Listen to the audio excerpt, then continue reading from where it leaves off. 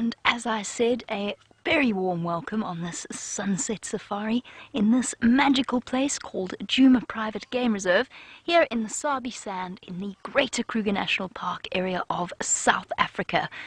And that is where we are coming to you live from every day, twice a day.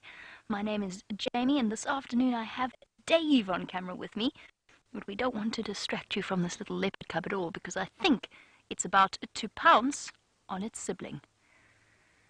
Look at that little tail. Already the instinctive twitch that it has inherited from its mother, Queen Karula. What have you spotted, little one? And it has been a while since we've got to sit and experience these magical little cubs. The kill that they had is out of the tree and vanished. I think they must have finished it all off. Well, between 2 growing leopards and 1 hungry female, a little dacre kill does not a meal make. And don't forget, because we are live, it means that we can also be interactive, which means please send through your questions or your comments on #Safari, or you can email through to questions@wildearth.tv. The other day we were discussing what is our favorite thing about a leopard, and I said their self-possessed nature. Dave said the white tip of their tail, and there were many, many really lovely answers coming through from all of you, and I'm so glad that we could spend the afternoon starting off in this way. Now, for those of you who missed the sunrise safari, well, it was quite an extraordinary one, all kinds of exciting things. Tell you what, now that we have settled in for the afternoon, let's go forward a little bit. I can see another pile of spots in front of me, lying in the drainage line. You see that over there, Dave? Oh, by the way, I did introduce myself. My name is Jamie. I'm sorry. It's all been very confusing and much hurried, and we only got here with about 5 seconds to spare, but we managed it. And there's another leopard over there. Quite exhausted. And I see no sign. The only thing that's left, can you believe it, of that kill?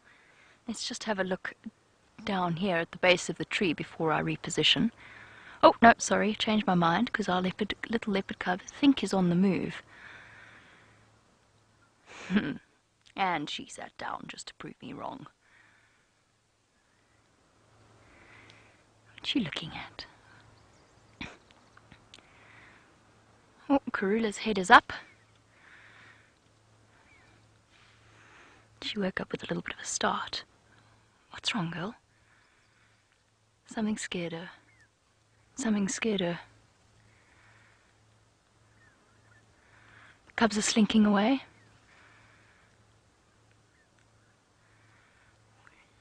What scared her? I'm not repositioning just now.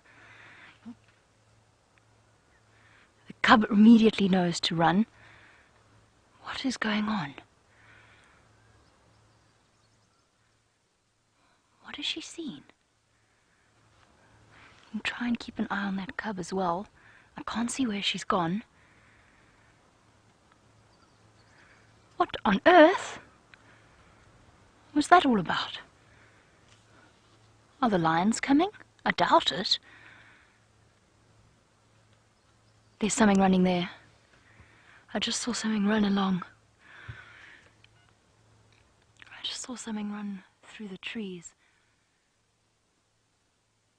Let's go forward a little bit. We can reposition now because the threat's not coming from this side. I can hear elephants, but they sound a little bit too far away for it to have been what scared Karula, and she was definitely looking back there, and I just saw something run past. I don't know what it was. I have no idea.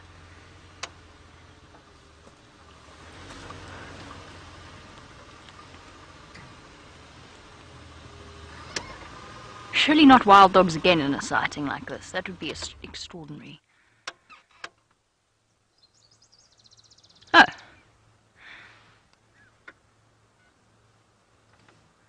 There's a leopard hiding there. Under the trees there. She's so hidden. She sent her cubs dashing away. I don't understand what that was about. Can you see her there, Dave? No. Let me go a bit further forward.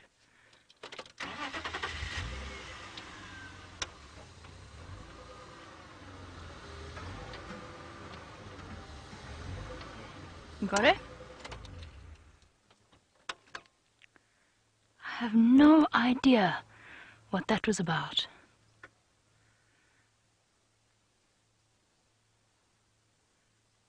I'm not even sure that it wasn't an antelope, you know. The movement that I saw. Oh, alarm calls. Baboon alarm calls. It's baboons. It's baboons.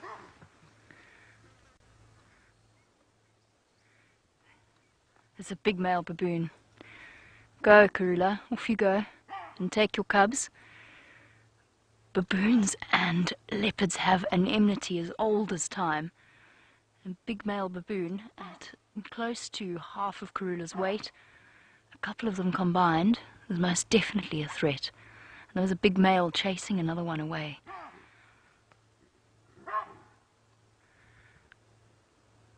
You can hear him. It's not an alarm call, it's an aggressive call. He's been chasing one of the younger members away. That's incredible, a sense of hearing that these leopards have. Absolutely astounding. She knew they were there long before we did. And unlike wild dogs and hyenas, baboons can climb trees. Now, it's unusual for a baboon to try and take on a leopard when she's got cubs with her, but cubs on their own are seriously threatened by baboons, and there are lots of stories of leopard cubs being caught up and held by baboons and occasionally killed. A lot of the time they're killed. Every now and again they survive the ordeal.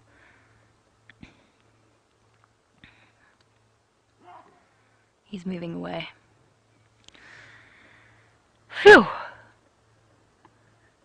Not wild dogs this time, but baboons. See, it's all go on Safari Live. Oh, that was unexpected. Unbelievably unexpected. Of course, now our leopards have vanished, and their killer's gone, so they have absolutely no reason to stay here.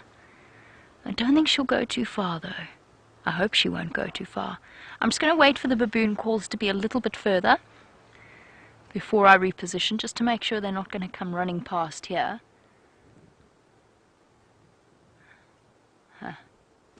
Amazing.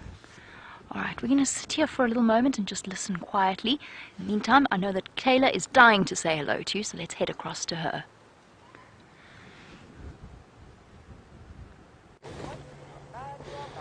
Hello everybody, and welcome to a wonderful afternoon sunset safari. My name is Tayla, and on camera this afternoon we've got Xander, aka Eggsy, as everybody seems to call him these days. And guess what? We've relocated on the Nkuhuma Pride. Have a quick look at them. Now, unfortunately, they're doing my least favorite thing. They are sleeping. But I'm so happy to see that a few of them have actually started grooming themselves. When we first arrived here, you couldn't tell the difference between the ground and which part was lion. They were so flat. So I'm happy to see some lion yoga going on, demonstrated on the bottom right-hand side of your screen. How great is that? Look how flexible she is.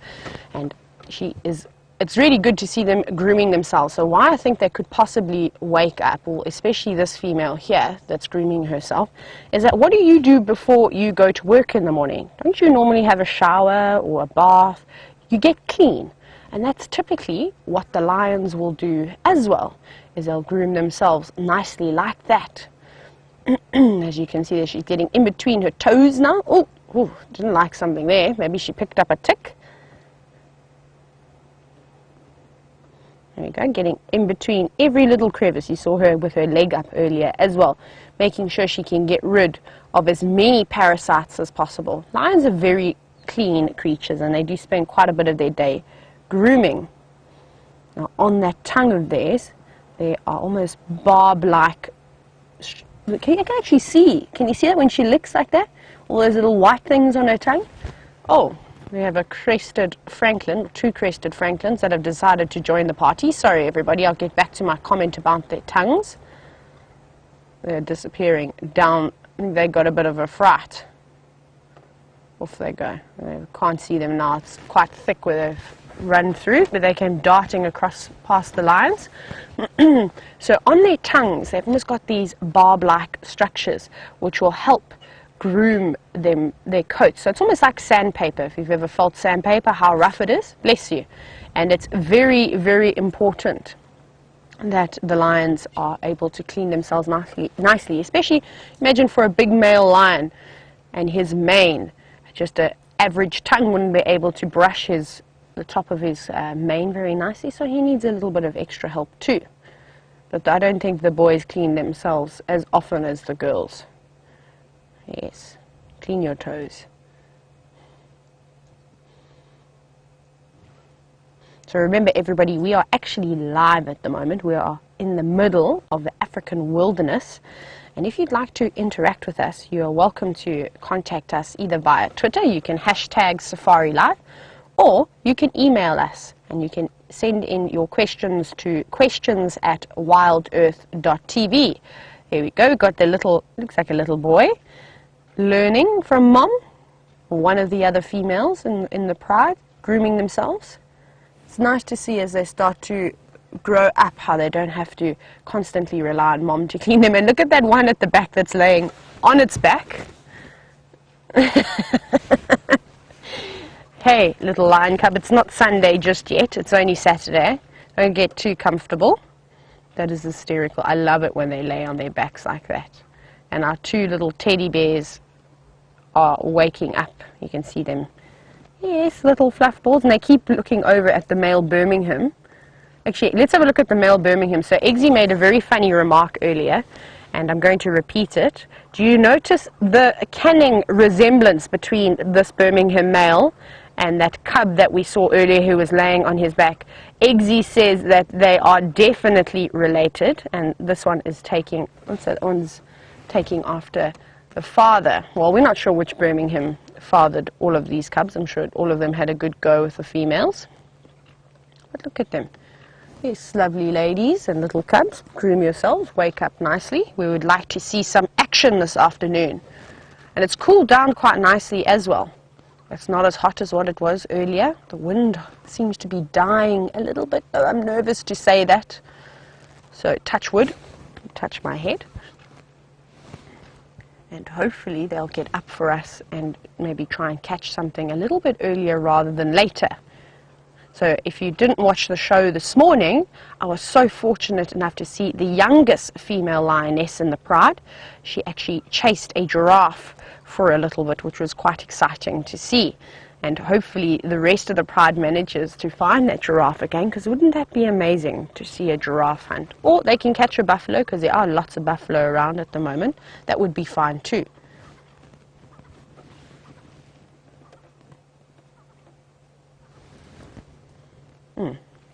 Didn't like that thorn that she put her foot down on.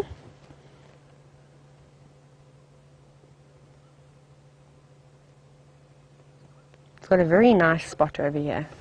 They're completely sheltered from all of the wind. What are you doing? You're biting the branch. Yes, why are you biting the branch? Right, now get up and go and wake the rest of the gang up, please.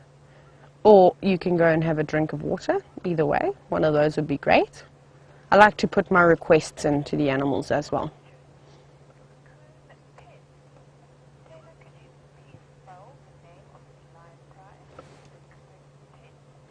Good afternoon, Raccoon. Raccoon, let me spell the Nkuhumas for you. Now I need to just very quickly, I want to make sure I give you the correct spelling, so I want to type it out nicely on my, and then I will tell you.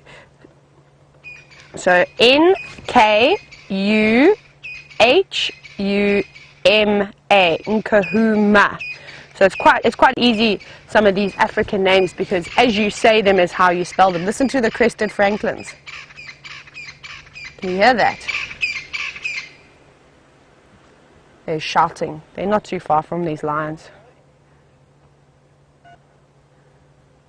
So they're hanging around these lions. Unfortunately, there is no maggots for them to eat on any carcass today. We've been noticing that the francolins have definitely been hanging around the lions, especially when they do have a kill, because it means an easy picking. snacks, and when I say that, I mean the maggots that often sort of, once the flies have laid their eggs on the buffalo, once the larvae will hatch, a good source of protein. Come on guys, grooming now. I'm feeling impatient because I was so spoiled this morning. Eggsy and I were absolutely expectations. This pride is fast becoming my favorite pride of lions. So now come on, you've got to keep up all the hard work.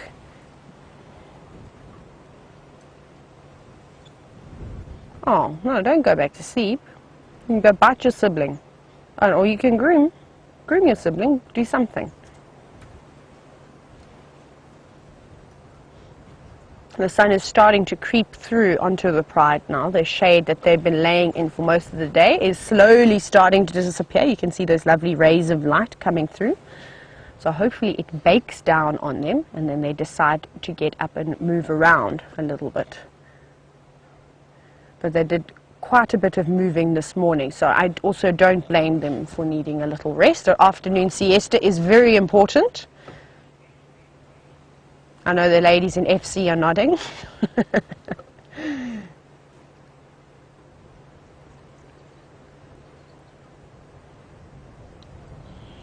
So the whole pride is actually here. It's just very difficult to see two of the other adult females, and there's also one cub with them. We can have a little glimpse, but it's not the greatest view, unfortunately. We've got a few trees, and there you can see the big Birmingham. Now you can see the two other female lionesses that make up the 5, and one of the older cubs.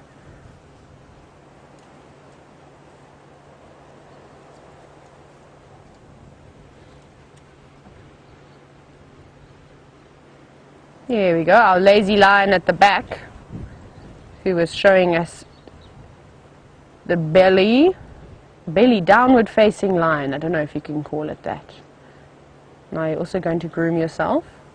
Only thing though with the cubs, I'm nervous when the cubs start to groom themselves, because that doesn't always mean they're going to get up. I'd prefer it if all the females would start grooming themselves. While we watch these lovely lionesses and one Birmingham sleep, I'm going to send you over to Jamie to see how that leopard is doing.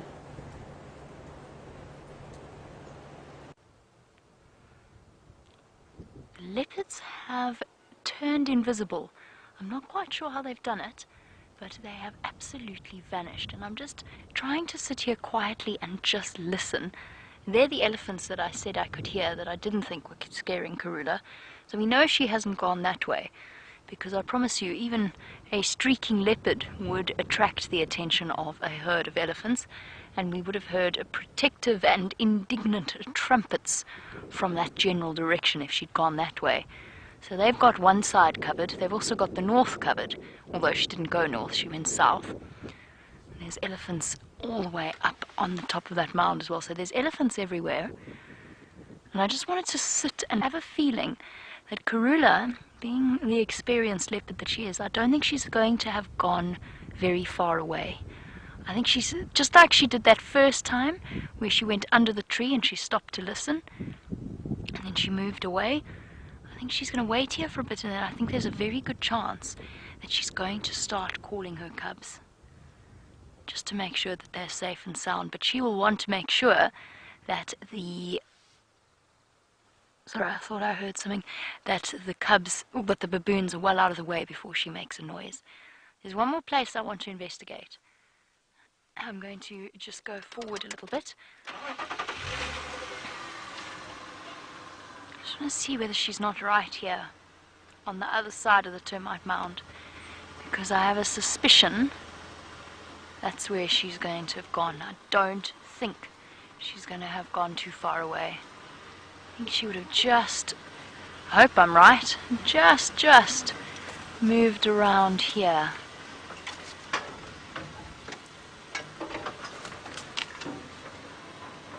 I don't see her tracks crossing the road, but a running leopard can cover a 2-meter road without, from one side to the other in one stride, without even touching the road. So that's not an indication that she didn't move further than I thought.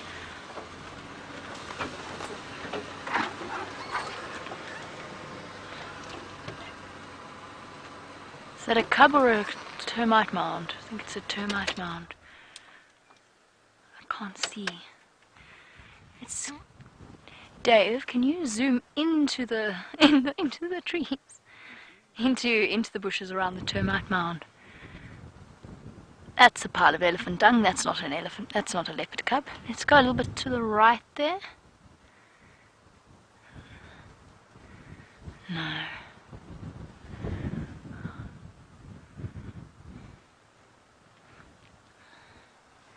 Just have a sneaking suspicion she won't have gone too far away. I could, of course, be entirely mistaken. Amazing to watch those. I will get back to the elephants, by the way. Amazing to watch those instincts of the cubs. And that, of course, is what's kept them alive. When mom has to leave you for days at a time, independence is fostered very young. I'm sure she's just in here. Obviously, with the elephants around and with Karula having just got a fright, I'm not going to pursue her too closely. I'm not going to try and follow her. If she's gone off further to the south, I want to just give her a moment to collect herself and then call to the cubs. It's just the wind howling now. Another good news.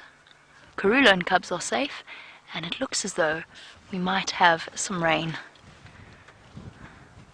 I should not have said it aloud. It's meant there's a little percentage of chance of rain tomorrow. The wind is howling, the clouds are gathering, and there is a rain feeling in the air. I'm almost too scared to hope. But the scorpions are out again. I saw the Parabuthus scorpion tracks in our driveway. It's usually a good sign that the rain is on its way. They seem to get the weather better than we do.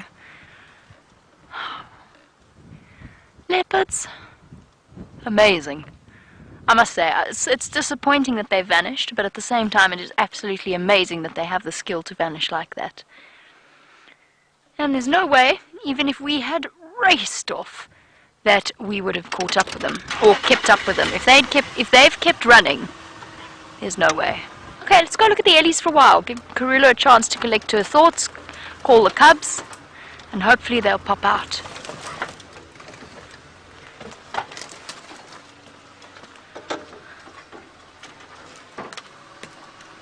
Oops. See Daisy. Let's not put the VR rig in a thorn tree. Now while we do this, Robin, you were wondering if baboons have a good sense of smell and whether or not they could smell the leopards. Their sense of smell is okay, it's better than ours. It's not as good as something like a leopard. Their eyesight is, their brains are wired for different things. So their eyesight is quite good, their color vision is quite good, but their hearing is not as good. Their sense of smell is not as good. So there's a chance they could smell them if they went up close, but with this wind blowing the way it is, my suggestion would be no. I think our leopards are perfectly safe now. Especially with Karula's level of alertness. She was sleeping, the next thing you know, she was gone. And what was fascinating about that was Xongile, I don't know if she was watching her mom's body language or if she heard the baboons herself, but either way, both of them were gone like a shot. I don't know where the second cub was, I didn't know at the time. I still have no idea. Now I have no idea where all three of my leopards have gone. Hopefully they decide to re-emerge. In the meantime, though, we've got our elephant herd to keep us distracted. If we don't have any luck catching up with Karula and her cubs, I have another surprise up my sleeve. We're going to be playing a game, and I don't know if it's going to work out, but it's the only way I have of doing it, so we're going to try something, but we'll stop with the ellies for now. I'm sure if 3 leopards had come wandering past them, one of them would have let us know.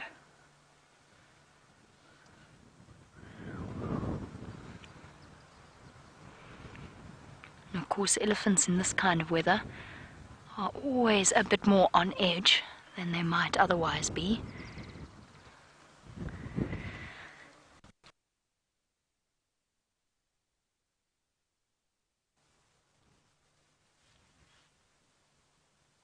Sure. I can't believe that just happened. I'm still in a slight state of disbelief. All changed so quickly, and if we had been here half an hour, 15 minutes later, we would have absolutely no idea that that had happened. We wouldn't have had a clue.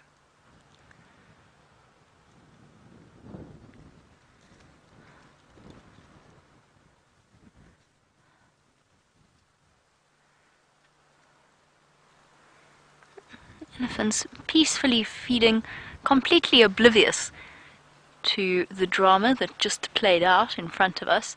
And I'm sorry, I'm sort of watching the Ellies, and I'm also constantly looking behind me just to see whether or not those leopards are regrouping somewhere. The problem is I don't have leopard hearing. I don't think in this wind I'm going to hear her call. They will. I won't. The elephants might even. They, of course, do have extraordinary sense of hearing and smell. They must have known the leopards were there. They must know at least there is a kill there. I don't know why, I'm sorry, I don't know why my voice is objecting to, the whole speaking thing. It is definitely struggling.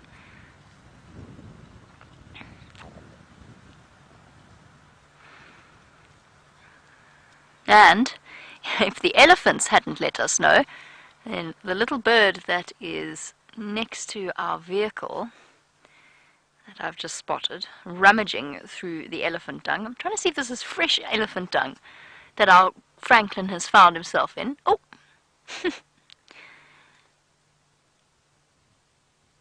This is a serious mission. Catching all the termites that have come to feed. There you go, saw one get, there you go, you can actually see them. Oh, got that one.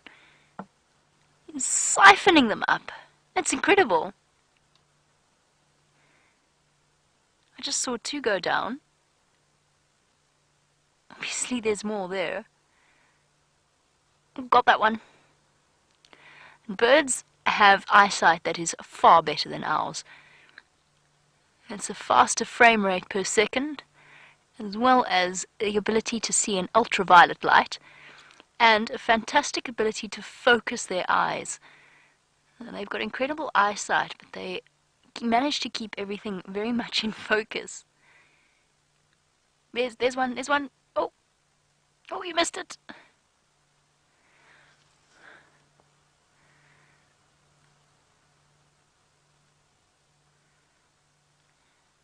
Amazing.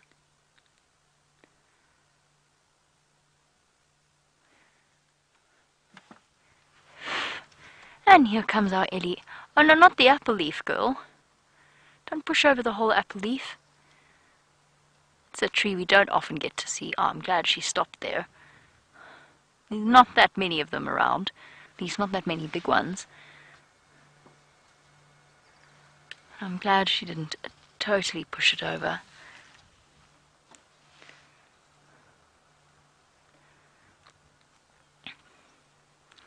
An apple leaf, despite their vibrant green color, does not have much in the way of nutrients. Oh, sorry, David. My mistake completely. I'm sorry. You wanted to know what that bird was that we were just looking at. I really should have said the name. It's a crested francolin. And my apologies for not telling you what it is. I was so distracted by watching elephants on one side and looking for leopards on the other, and then looking at the francolin catch the termites, that I wasn't doing my job, which is actually to tell you what the different creatures are. So my apologies. And on the subject of apologies, we do know about our mic problems. Just to let you know, I'm sorry about the sound dipping and coming and going.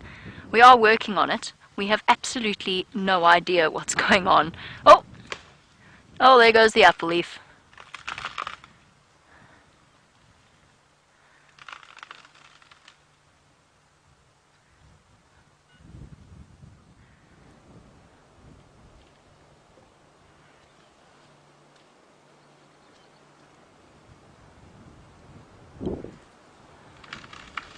Oh, finishing the job off. Ooh. Wind is howling. What was that for then? What part of the tree were you after, that it needed to be quite so solidly pushed over?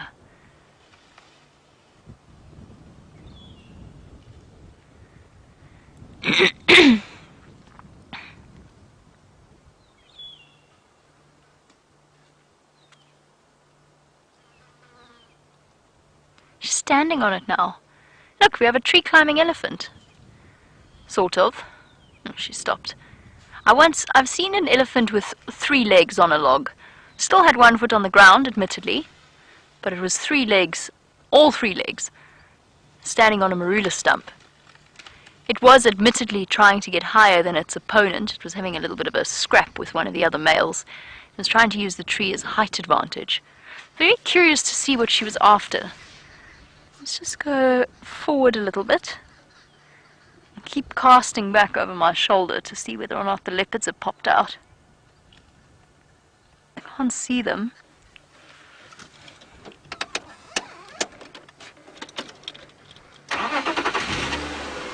James Dungan, as I sneak closer to her, and I say sneak, like she's unaware of me. She's of course completely aware that I'm here.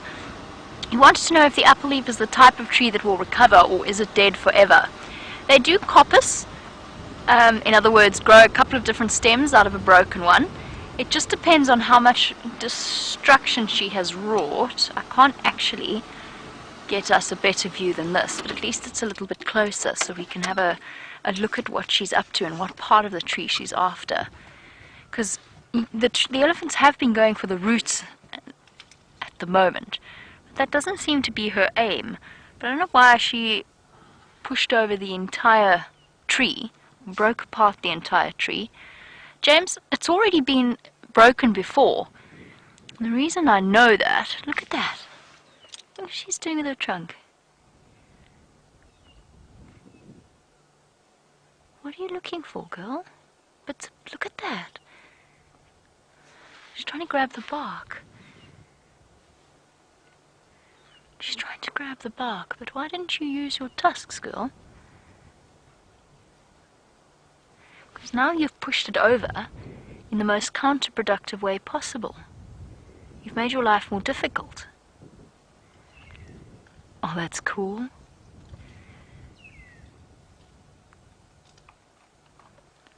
After all that, she was after the bark.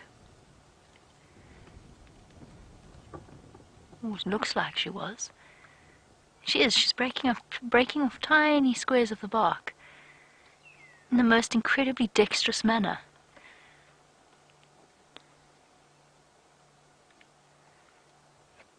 Whoops. No, it's not so easy. You've pushed it down it completely the wrong way. Now she has to try and get under there to get the bark away. James, yes, this tree has been tackled before. Hey, look, she got it.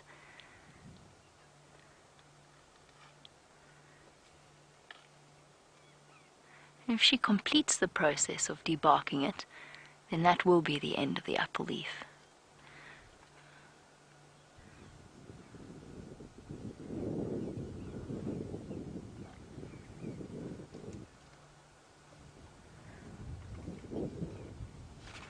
That was incredible to watch. There are certain aspects that you get even more out of from these live safaris, in that in a sighting like this, when you're on a real safari, you don't sit with your binoculars all the time necessarily, and you miss out on the tiniest of details, just like this movement and the dexterity of her trunk. I've actually learned so much more from sitting watching my monitor, because I see what you're seeing, because it's important for me to look through the eyes of the camera, not just what I'm seeing. So I see what you're seeing on the little screen in front of me, and I've noticed so much more in the way of the little details, recognizing individual buffalo, for instance, or watching the way that an elephant's trunk really works in doing this job. Look how delicate that was. Admittedly, I don't think it was her intention to have to pick away tiny slithers of bark as she goes along. Oh well, time to move on to the crown then.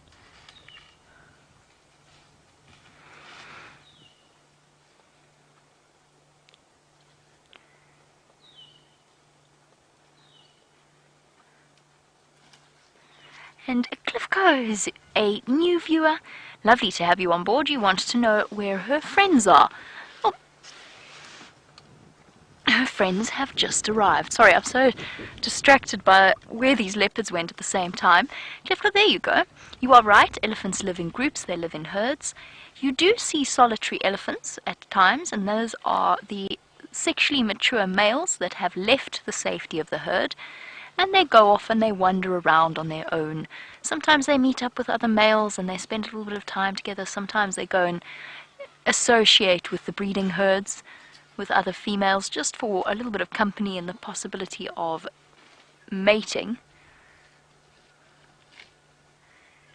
But there you go. Her friends have arrived and they have decided that they are going to feed off the apple leaf. Now, in an elephant herd, their bonds are incredibly tight. So yes, you could absolutely describe them as friends.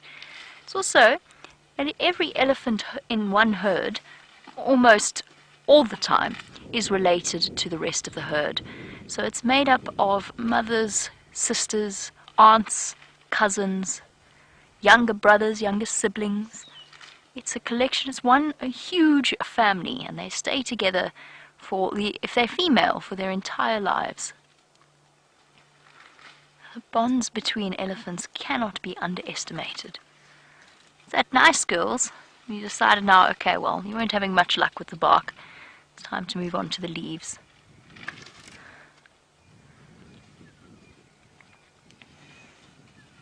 You can see the female at the back is much, much larger than the female in the front.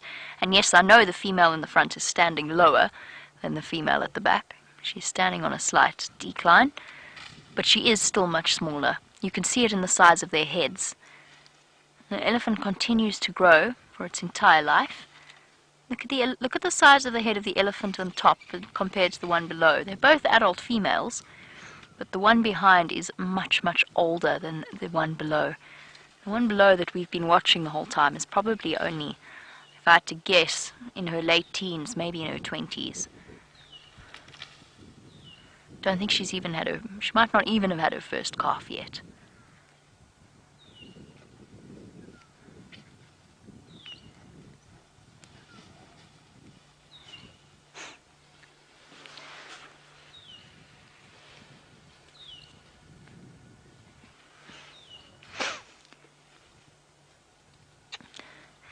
Now, Tanya in Australia, very good point, and what I'm actually going to do is I'm going to try and find you another apple leaf, because Tanya would like to know, is that apple leaf called an apple leaf because its leaves are similar to apple trees?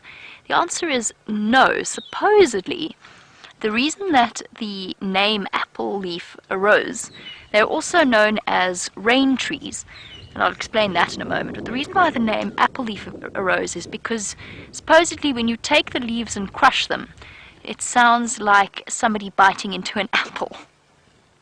And the more I tell that story, the more ridiculous it sounds as a reason for naming a tree. I mean, how silly is that? If you take a leaf and crush it, it sounds like someone biting into an apple. I don't know why that's the case. It's known as the rain tree due to the tendency of an insect called a spittlebug to settle upon the bark and to tap into the sap of the tree and to consume it in vast quantities, such vast quantities that it starts to excrete pure water at a very, very rapid rate. And what happens occasionally, there's a phenomenon where apple leaves get covered in these spittlebugs. And with all of the water that they're excreting, with the speed that they're processing the sap, they soak the ground beneath the tree like the tree is raining. It's a far nicer name, isn't it? Now that is why the apple leaf is also called a rain tree, or Phalaenoptera violacea, for those of you who are a bit more keen on the Latin names.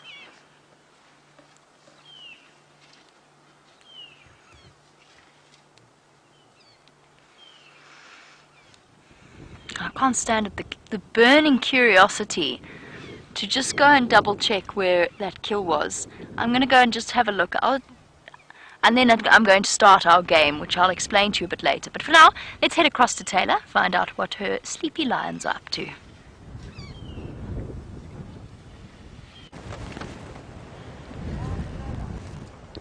Jamie, oh, look at that big yawn. I just wanted to say, Jamie, I have no more sleeping lions. I'm so excited. Very, very happy. The patience is really paying off at the moment. I pushed through my urge to leave all these Nkuhuma lionesses, and now look at them. They're all grooming each other. They're all yawning. They're all waking up. Isn't this amazing? Look, they've got like a little train going on. You groom me, I groom you. I'm little and I've got a baby tongue, and my tongue is probably not doing very much, but I'm going to groom you anyway because I love you. I think that's what that little one is saying, and I think that's the voice it would have, obviously. Lick, lick, lick. Let me lick your eyes. And I love, watch this lioness now. I think if she licks any harder, she's going to push that little one over. Wouldn't that be funny? What? My tongue is much bigger than yours. Yes, I can't miss out on the fun either. Don't leave me out, Mum. You know, the little ones, they're always craving attention. Sorry, I've just got so excited that the lions have now started waking up, and it's so early in the drive already. It's cooled down nicely. I think we are getting a bit of a cold front coming through. So everybody, I hope you're doing your rain dance at home for us, because we need the rain. We desperately need it. Oh, isn't this lovely? What a perfect picture. Right, wake up, gang. Oh, that's beautiful. All getting cleaned. We've had so much luck recently. Oh, look at those big teeth. I'm going to now fight with you.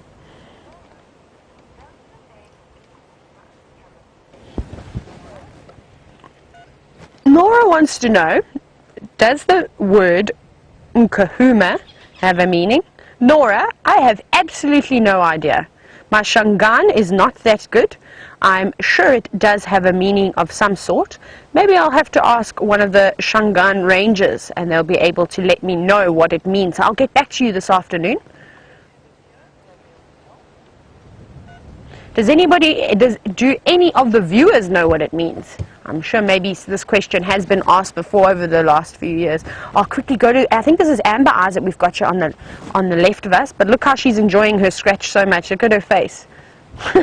That's the spot. That's the spot.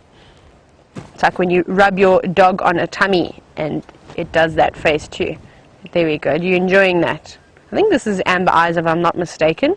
Let's see if she looks at us. Big yawn. Look at us, please.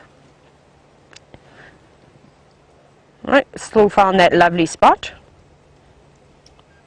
Lick, lick, lick the air. So she's also going to go over, yes, it looks like Amber Eyes, everybody. Hello, lovely. She's a beautiful lioness. So she's going to get up now, and she's also going to go over to the rest of the lovely ladies of the Nkuhumas, and they're going to do an amazing greeting ceremony if this young cub doesn't manage to ankle tap her over, but I doubt that. Yes, hello. Remember, everybody, screenshots. Get your screenshots. I'm going to use the toilet first. Well, that's... No, you're not even going to the restroom. You're just going to sit there. Okay, don't say hello to anybody else then. Which is the little one is sneaking up now. So you're going to bite my tail. Big yawn. Ooh. We're seeing lots and lots of teeth today.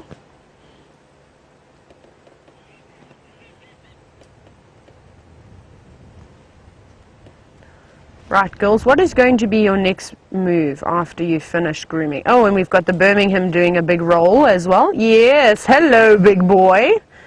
Ooh, hello, hello, hello. Big stretch. Are you going to go over to the ladies and get a hiding? Yes, please. Shame he doesn't seem to be liked by the females too much. Let's see what his next move is. You can see that these boys are still quite young and they haven't quite reached the prime of their life yet. So that mane is still going to come over the top towards his shoulders, and it will eventually join down to his elbows. You can see there should be a little tuft of hair down on his elbow as well. You see that? And that darkening is usually an indication that they're around 5 years old. And I reckon by the time that they get to about 6, which I think is not, they're not too far off of 6, I think they're about 5.5 years old, that big mane should join over. But they're looking good. They're looking good. Hopefully their manes go nice and dark as well. But he's a funny looking lion. He's definitely got a few cuts on his face.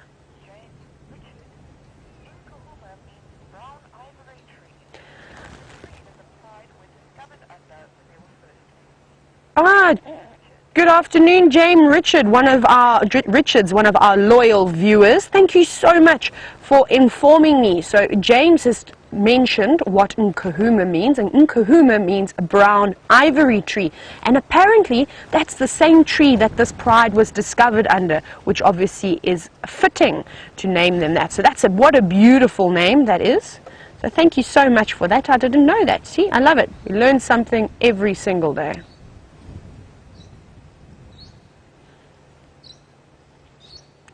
Right, I think it's time to up and go, ladies. I'm ready when you are. Are you ready to go and hunt something, or not just yet? Even if you could get on the move for us, that would be nice. Just not through too much thick vegetation. Oh, here comes Mr. Birmingham. I love how he's just sort of on the outskirts of everyone. Not too sure if he should make his way to the middle of the pride. I'm going to sit on the outside and sulk. See that big cut on his nose? If you go in there, have a look there. I think that was definitely from a swat that he received from one of the females last night. He's a funny looking lion. He's got such a swollen face. He's not the prettiest lion I've ever seen.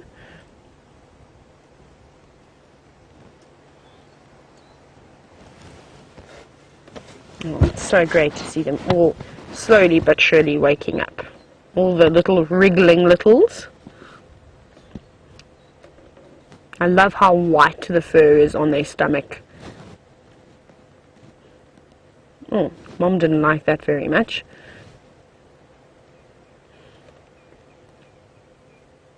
So remember everybody, we are live at the moment.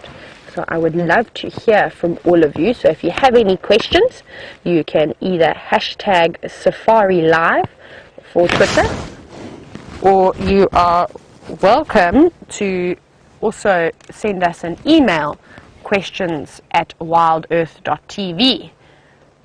It's just Jamie and I out this afternoon, girl power for the last few drives. I think it's great. I think we make a fantastic team. We've been finding all the animals. No. I wanted you to stand up after that, not sit down again. Hopefully they didn't fool me. Yes, yes. Learn English. Now up you get. Thank you. You can see there. They're not hungry. I mean, they're not full. So they are definitely hungry. They don't have any big bellies. No. Just trying to get away from your little ones. So I definitely think this evening they are going to catch something. The clouds are rolling in slowly, which is good for them. It means that the moon is going to be covered, so they'll have a better chance at hunting something. When you do have a full moon, unfortunately, it is very difficult for the predators to hunt, because the prey that they are attempting to hunt can see just as well as they can.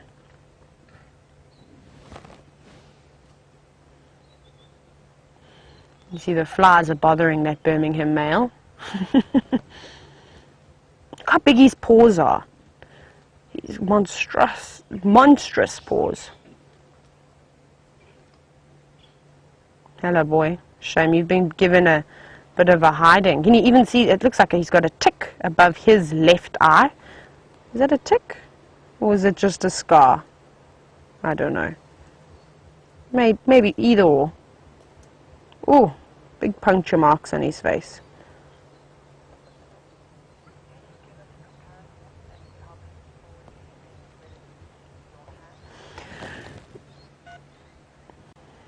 So this big lion, if you have a look at him again, look at those paws. I don't know if you saw when he put his paw over his face, it almost covered his entire face. Now a male lion's track, so when it's on the ground, will be about almost the size of my hand. But I reckon that his paws in total, with all the hair and everything and the bits that we don't see, are slightly bigger than mine. Maybe the size of a small a teenage boy's hand, maybe slightly bigger than mine. I've got little hands, unfortunately. So my paws probably the same size as the female lions. Here we go. We're greeting each other.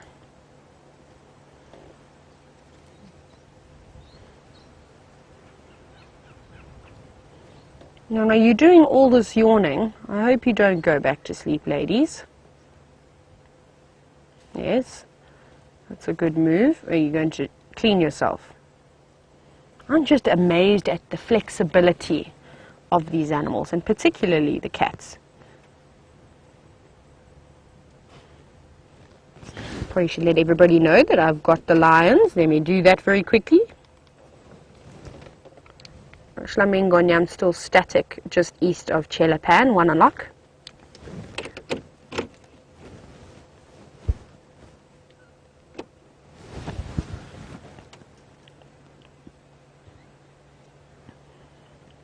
It doesn't seem like too many guides are out yet this afternoon.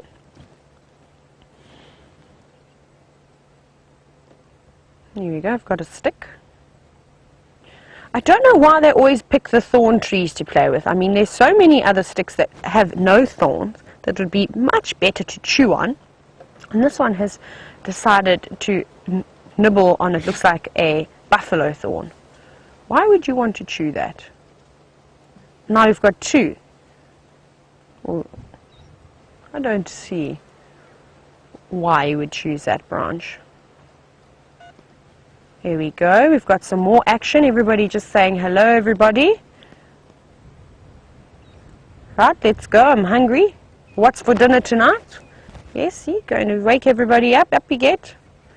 You always get that one friend that wants to sleep all the time. Oh no, well, she's sitting down now too. I'm going to lay on top of you.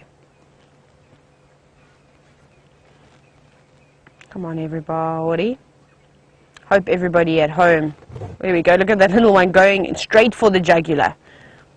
I think your mouth is a bit too tiny. Or I'm just going to lick inside your ear now. No, didn't like that either. Now, lions are the most social cats in the world.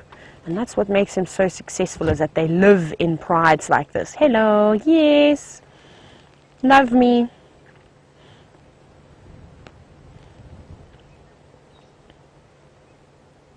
So you can see how they've all been grooming each other for the last 20 minutes, and that's very important. That helps strengthen the bond between different members of the pride. And they're going to have to keep on doing that. Look at that little one, wants all the attention. So Shirley wants to know why the Birmingham, well, Shirley that the, sorry, let me try that again. Sorry, Shirley.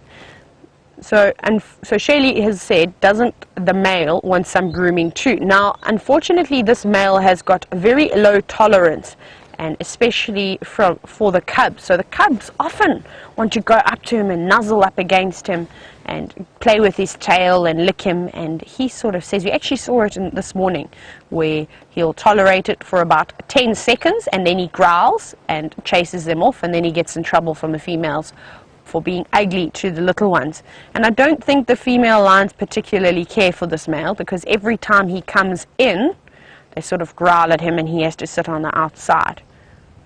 So yes, I'm sure he would absolutely love to be groomed, but you've got to be kind then to everybody else. And he, like I said, he's got a very low tolerance, so they sort of leave him alone. And he just sits there. He knows his place.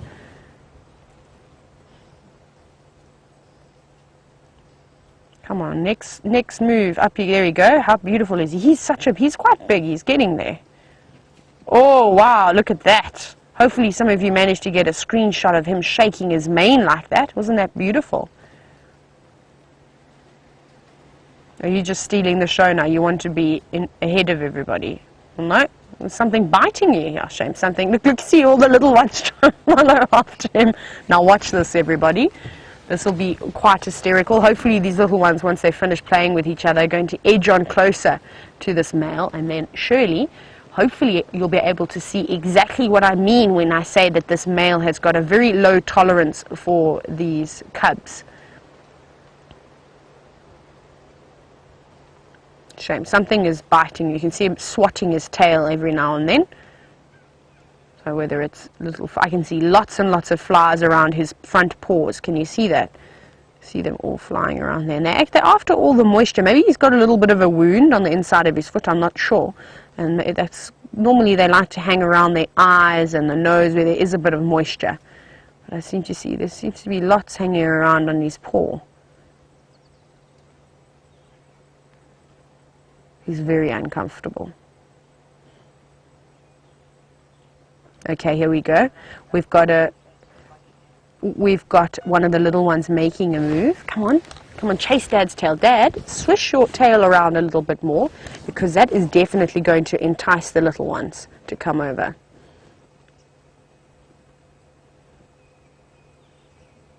Oh, you'd think that would hurt. Oh, Ena, ow, hey. That's very cheeky. Oh, did you see? I love that one on the left. Don't know if you saw that little one's eyes are quite droopy if you have a look at its eyelids. Look at that. I just noticed that now. No, now look towards us. No, he's going. Now that one is going away. Looks like the flies have been biting their ears. You see that? Especially the tops of their ears. Wow. Pow, pow, take that. It's hard to think that this behavior one day will lead to them bringing down big animals like buffalo. They're playing so gently. It's going to be so exciting, and I hope that all these young cubs make it to adulthood, or not even adulthood. If they can, the most exciting thing, and I think I've mentioned this before, is when these lions get to about 1.5 years. And then they're going to start going out on the hunts and observing. And with so many of them, I think it's going to be absolute chaos. But it will be hysterical for us watching.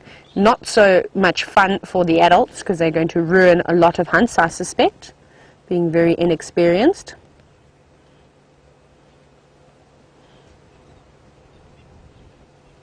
Come, little ones. Why didn't you go and climb the tree?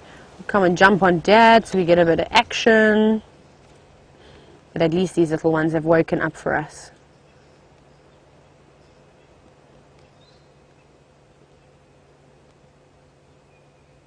Beautiful. There we go. Give me some more attention, please.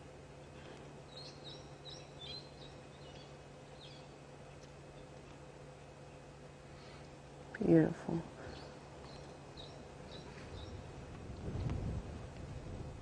Now the wind is picking up again. I thought it was going to down a little bit earlier. Oh, there we go.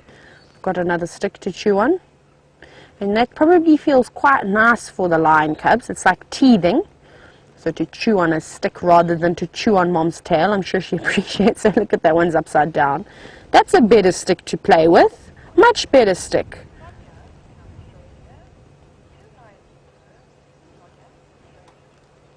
Hello, Sonia. Sonia, I've never heard a lion purr before, but I can tell you what cat does purr. Cheetahs. Cheetahs purr really, really, really loudly.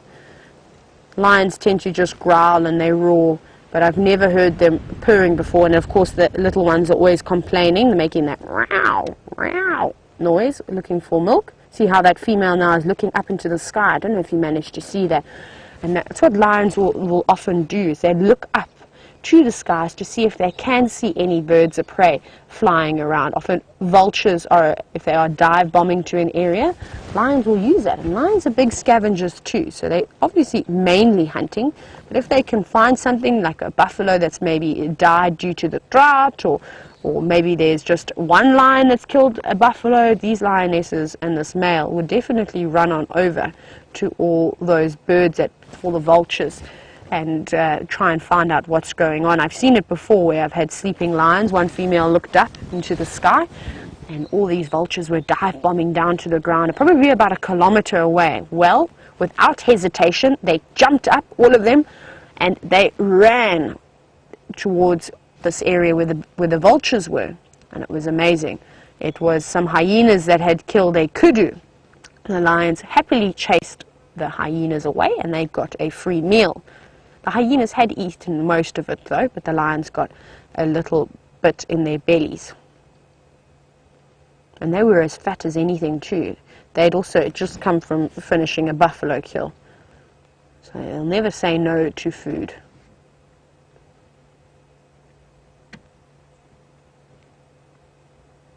Beautiful.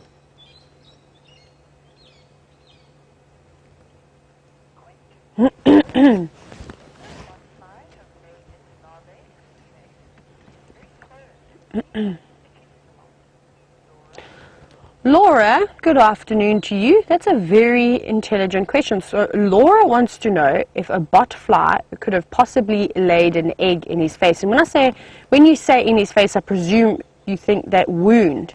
And is that maybe not what's causing the swelling? Now, Laura, I don't think a botfly has laid its egg in his face. I think it's just the flies hanging around and causing some irritation. I was chatting about this to Jamie, and she said there is one Birmingham boy who looks quite daft and face is quite swollen most of the time. So I think maybe with that wound as well being on a sensitive spot, there is a slight bit of swelling that you can see. But apparently with him, it's quite normal. So botflies, particularly like wildebeest, as well as certain species of antelope, and now I can really talk from the Eastern Cape where we used to have antelope called blesbok, and they were horribly parasitized by the botflies. So I don't think lions have too much of a problem with botflies. I think they like to lay their eggs on the legs of antelope and things like that, but I've never seen or really heard of botflies going after the lions. I suppose there's always a possibility, there's always a chance, but I don't think they would lay their eggs directly in the wound. They prefer to lay their eggs on the legs, and then what will happen is often when an antelope species will rub their faces on their legs, those eggs then go up into the nasal cavity. Now the nasal cavity is a great place, and it's good, it's got great hatching conditions. It's nice and moist, it's really warm. So the larvae, that's when you get the blesbok or the wildebeest bobbing their heads all the time, and then they'll occasionally snort as well, and that will hopefully just expel the larvae out back onto the grass, and then the whole cycle starts again. So really the botflies are just hatching, the eggs are just hatching in the nasal cavity, and then they are popping out as a larvae, and then they carry on. Let's see, little one, are you going to go up the tree? Please go up the tree for us. Sorry, I want to have a, let's see if you're going to do. No, there's two little ones that are hanging around the base of this tree over here, of this bush willow. And you can see that little one looking through over there. And I was hoping it was going to stretch up and sort of scratch the tree. Yes? Yes. That's beautiful. Poking through. There's a very spiky plant there.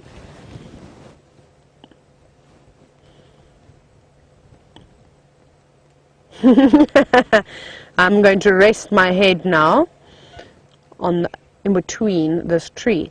Right, well, I think I might hang around with these lions just for a little bit longer, just to see what they get up to. But I believe Jamie has finally reached Cheetah Plains. Let's see if she's found anything interesting.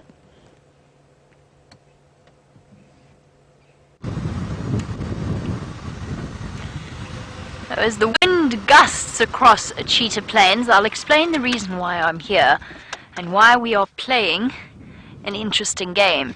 Sindile is on Cheetah Plains somewhere, but we don't know exactly where. We don't know exactly the road, we don't know exactly the GPS coordinates, and we don't actually know exactly when either. However, we have been given a set of instructions that I'm going to try and combine with tracking and double checking for tracks and listening for the sounds of the bush, and hopefully it will mean we have a leopard sighting. So, Lou, I think I've just hit the dog's leg, and then 150 meters after that there is a junction and I have to bear.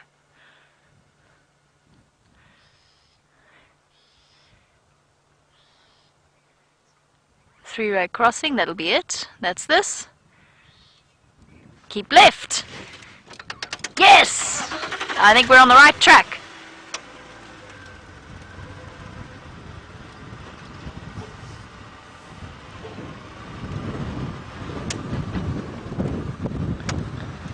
So, roughly 150 meters along this road. Everybody keep a close eye. I'm hoping I've got the right dog's leg as well, because there was a whole set of instructions before that I have to confess I'm not 100% sure that I got right. It's a bit tricky.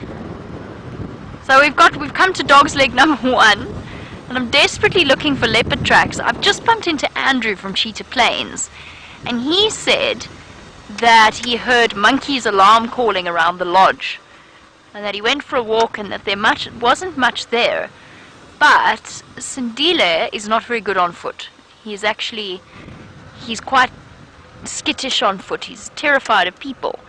So it could have been that he was in this area and that there's his... Oh, those have been driven over. Those are hyena. So, Sindile, where are you, mister? You see what I mean about playing a game? Playing a puzzle.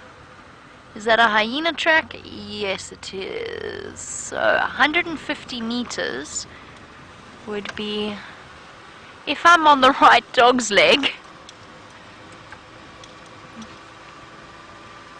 I would be somewhere here.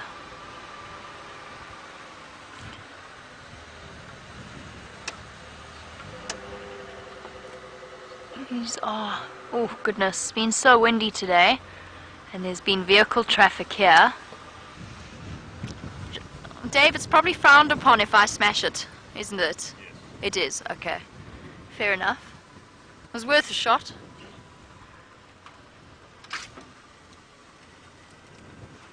This is a four-way crossing. Everybody look for Sindile. All the other animals of Cheetah Plains are hiding away. Okay, let's try. Touch and go. I'm looking at my map, by the way. Not reading my messages. I'm trying to look at my map of Cheetah Plains to figure this one out. So while I problem solve away and try and figure this out, let's head back across to Tayla and see if her lions have decided to head up yet.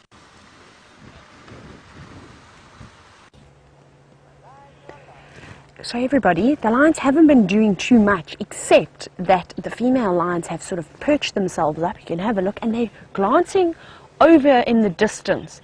So we're right up on a drainage line. Now I did hear some elephants rumbling earlier, but that sounded to be a little bit further south from where we are.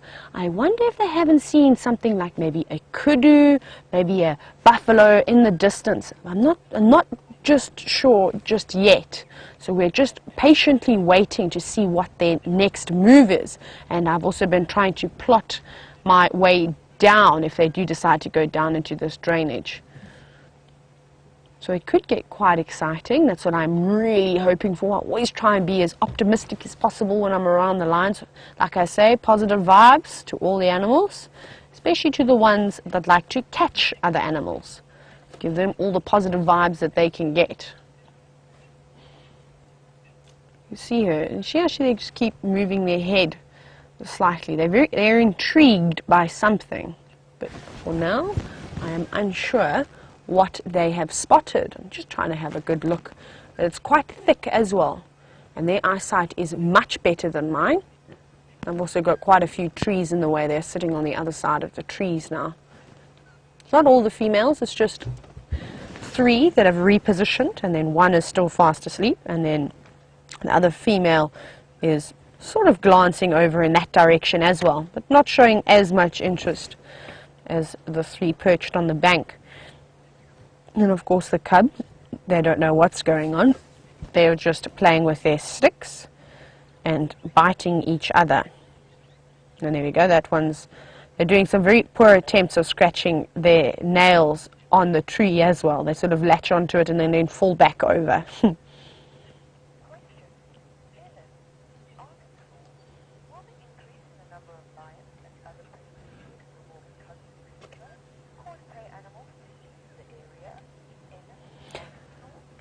Hello, Ellen from Arkansas. Ellen wants to know, with the increase in lion numbers and other predator numbers, would that mean that some of the other animals are going to move out of the area?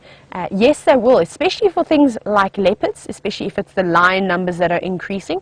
Obviously, these lions are going to have to start moving a little bit more in search of food, and this may actually push leopards out and encourage them. When the lions would go to the northern section of the reserve, we wouldn't see any leopards. We'd see more hyenas though, but we wouldn't see any leopards. And obviously the buffalo, if they get wind that there are lots of prides of lions around, they're also going to try and avoid those areas too, and could possibly move away as well.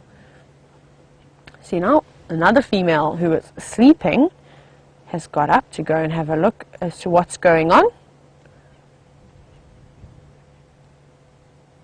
Just want to very quickly update our sighting for us.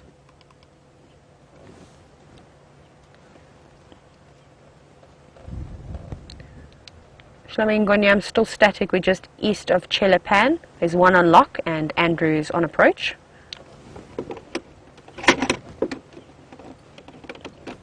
I'm trying to multitask and do more than one thing at a time, which is proving interesting. Hello, yes. Oh, you've going to wedge yourself in there, I'm afraid.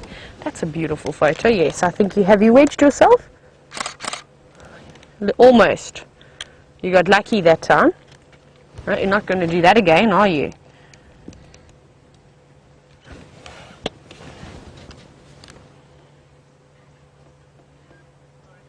Lovely ladies. I can hear Andrew's on his way into the sighting.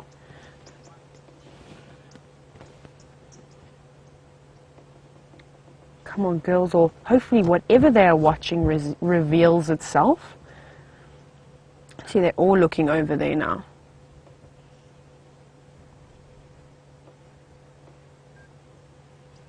Look at those lovely black patches as well on the back of the lioness's ears. Oh, the cubs got excited. So those are really important. Those are little follow me signs, so that when they are hunting and moving through long grass or thick areas, they can communicate and see each other without having to make too much noise.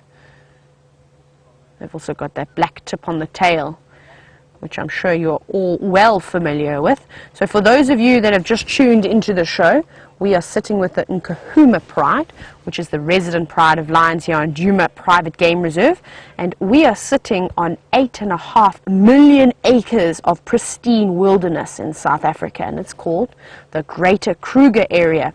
We are currently in the Sabi Sands though, which is a private wilderness area, and we are live. So if you'd like to contact us and send us any questions or comments, you can do so either by using the hashtag Safari Live on Twitter, or you can email us if you don't have Twitter. You can email questions@wildearth.tv. See how that black patch on the back of their ears really stands out as Eggsy is panning through the lines. It's sort of the first thing that you see.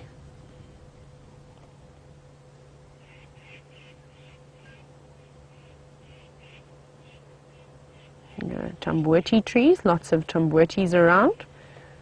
You typically see them growing along drainage lines.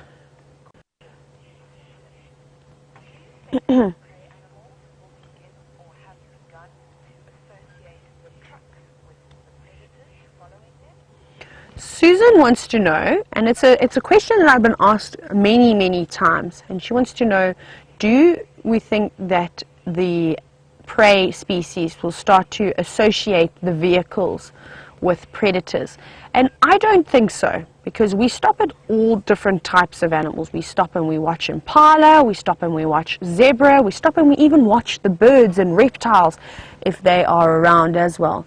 So no, I don't think so. Not just yet. We'll get clever enough. But for the moment, it's quite spread out. We stop equally at the zebras and the elephants to the amount of times that we spend with the leopards and the lions as well.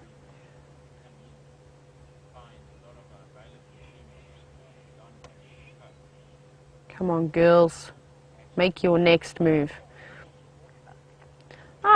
So Jamie has got a beautiful waterbuck for you. While we wait and see what happens next with these lions, why don't you head on over and have a look at the waterbuck?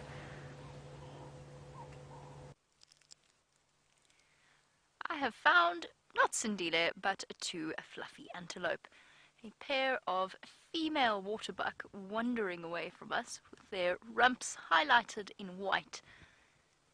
There's nothing quite like the circle around a waterbuck's tail. It's one of the most bizarre looking things in nature. They're so perfectly formed. I have to say, I've started looking at waterbuck in a new light after a recent story of a waterbuck with rabies. This is something I only just heard about recently. A waterbuck with rabies trying to bash through a screen door to attack someone. And I have to say, it was a really scary story. Rabies is not a disease to be trifled with. It wasn't here, just by the way. It was closer towards Hoedspruit. Luckily, the rabies outbreak recently seems to have died down. And it just goes to show all kinds of antelope can be affected. And a waterbuck is a big antelope. They're one of the biggest that we can see, that we will see out here. Yes, we might see sable, we could even see eland, it's very unlikely. A female waterbuck is a good couple of 100 kilograms. It's a very powerful creature. I'm sort of hoping Sindile is going to pop out. Nope. Waterbuck's just going to relieve herself. We'll catch up with them. Hey girls. Hey, moving into some very dense vegetation. There are parts, obviously we've got the massive open areas of Cheetah Plains, which I'm avoiding for now, just because of this incredible gusting wind. And if I couldn't keep my hat on back there, I certainly am not going to manage to keep it on the plains. The microphone's going to go running, tumbling off, and it's all going to be disastrous. And we're going to stay away from the plains, but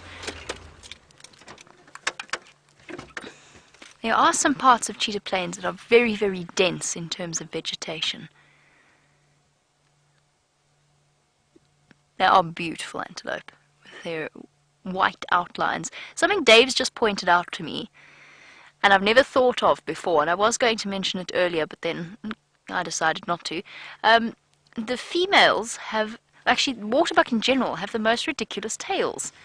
They're such short tails when you think of, not short so much as skinny. When you think about the fluffy tails of the Inyala and the kudu, the waterbucks seem to have been slightly short-changed when it comes to tail.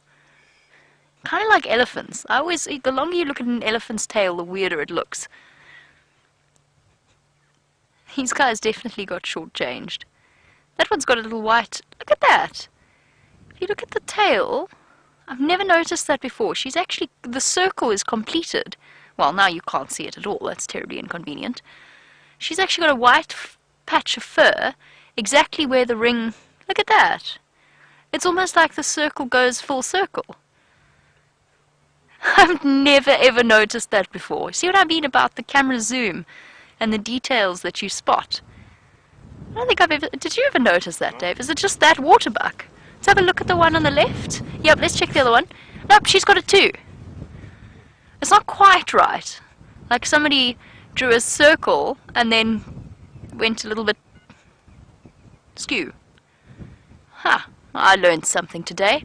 So waterbuck doesn't have an incomplete circle, it's almost got a complete circle if you factor in the white patch around their tail. Strange the things you notice. giving us that wide-eyed antelope look. Sorry, girl, we've been closely examining your tail. I hope you don't mind. I thought she was about to eat that baboon. She is. Oh no, she's eating the green leaves that were growing off the baboon's tail. I thought she was going to put the whole thing in her mouth there for a second.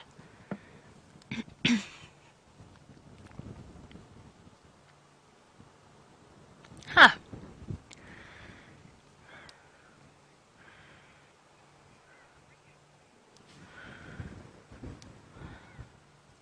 Oh, I hope so.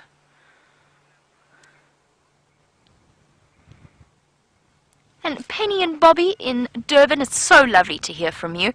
And apparently you've had torrential rain in Durban. Well, please send it our way. That would be very, very nice. And you're saying hopefully it doesn't stay long enough to stop you from getting to the park next week. Well, I hope you do make it to the park, and I'm sure you're going to have a marvelous time. Let us know where you're going and what you're planning on doing and how long you're going for. That's very exciting. And Kruger always has a mystery to it. I assume we're talking about Kruger. Always has a fantastic, I don't know, sense of adventure and mystery. You know, it's getting darker and darker. Now, this is going to seem ridiculous to new viewers that we keep commenting on the sky and the clouds and the fact that it might rain, but we really are desperate. I mean, you've just been watching the waterbuck and you've seen how little food there is for them to eat. We really, really do need it. The poor things are eating the baboon's tails. And the poor baboon's tails, that should be awash with fresh, new green leaves, are not. That's a first for me. I've never seen waterbuck do that before. Yeah, I think you got it all. Big girl. It's all gone.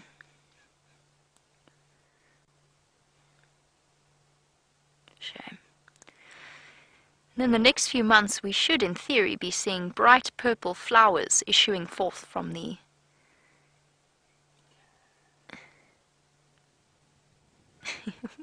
off the baboon's tail. Bethany, Dave picked the 18th, which coincidentally happens to be his birthday, which is not tomorrow, is it, Dave? Unless I'm very... Tomorrow. Is it tomorrow? Yes. Isn't tomorrow Sunday? Correct. So tomorrow's your birthday? Yes. Is today the 17th? Is it September? I got it mixed up this morning. I thought it was October.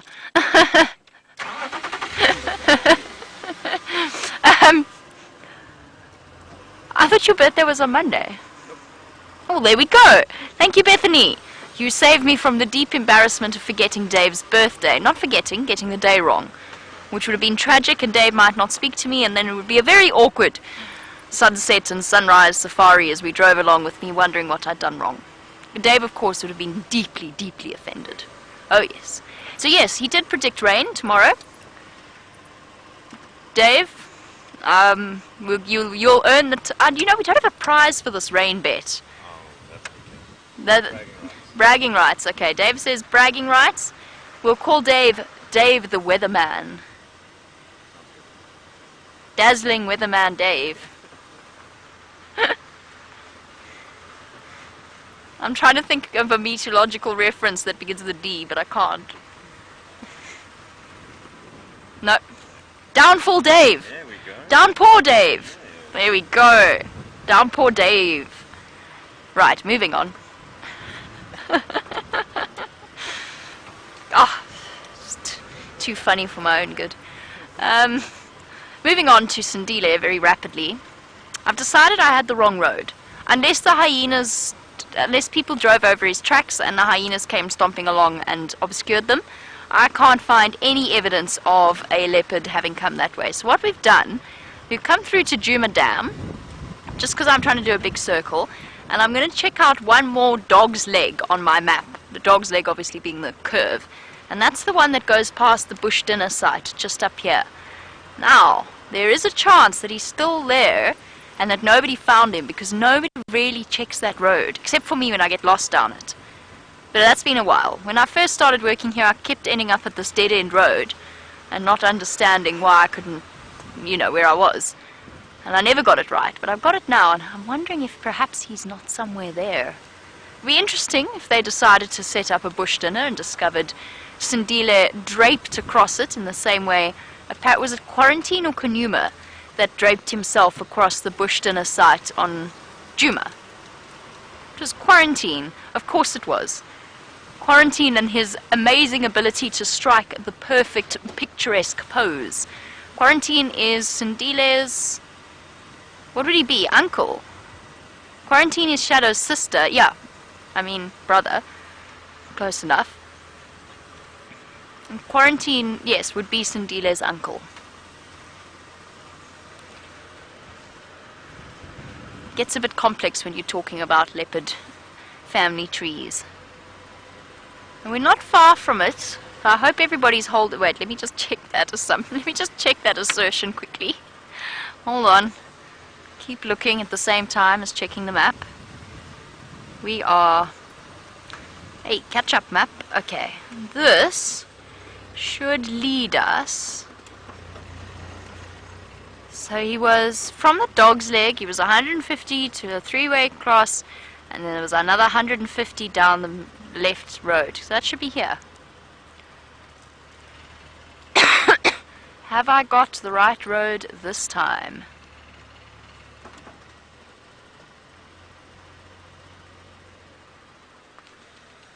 Please let those be leopard tracks.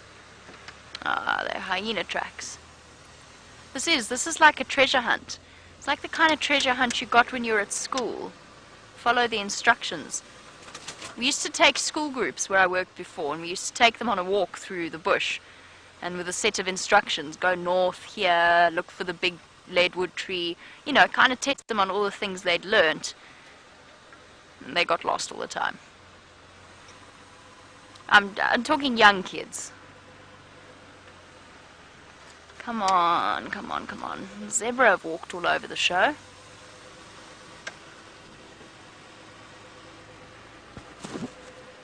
Oh, spot a leopard in the monkey orange. Not an easy task.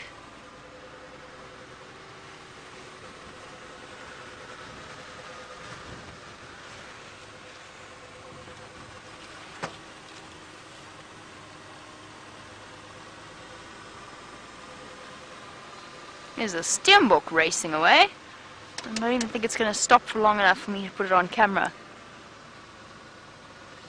No, sorry. We're going to find him. We're going to find him. We're going to do this. We're going to try. Alright, let's go back to Tayla and her lovely lions. I'm going to continue the search for Mr. Sindile.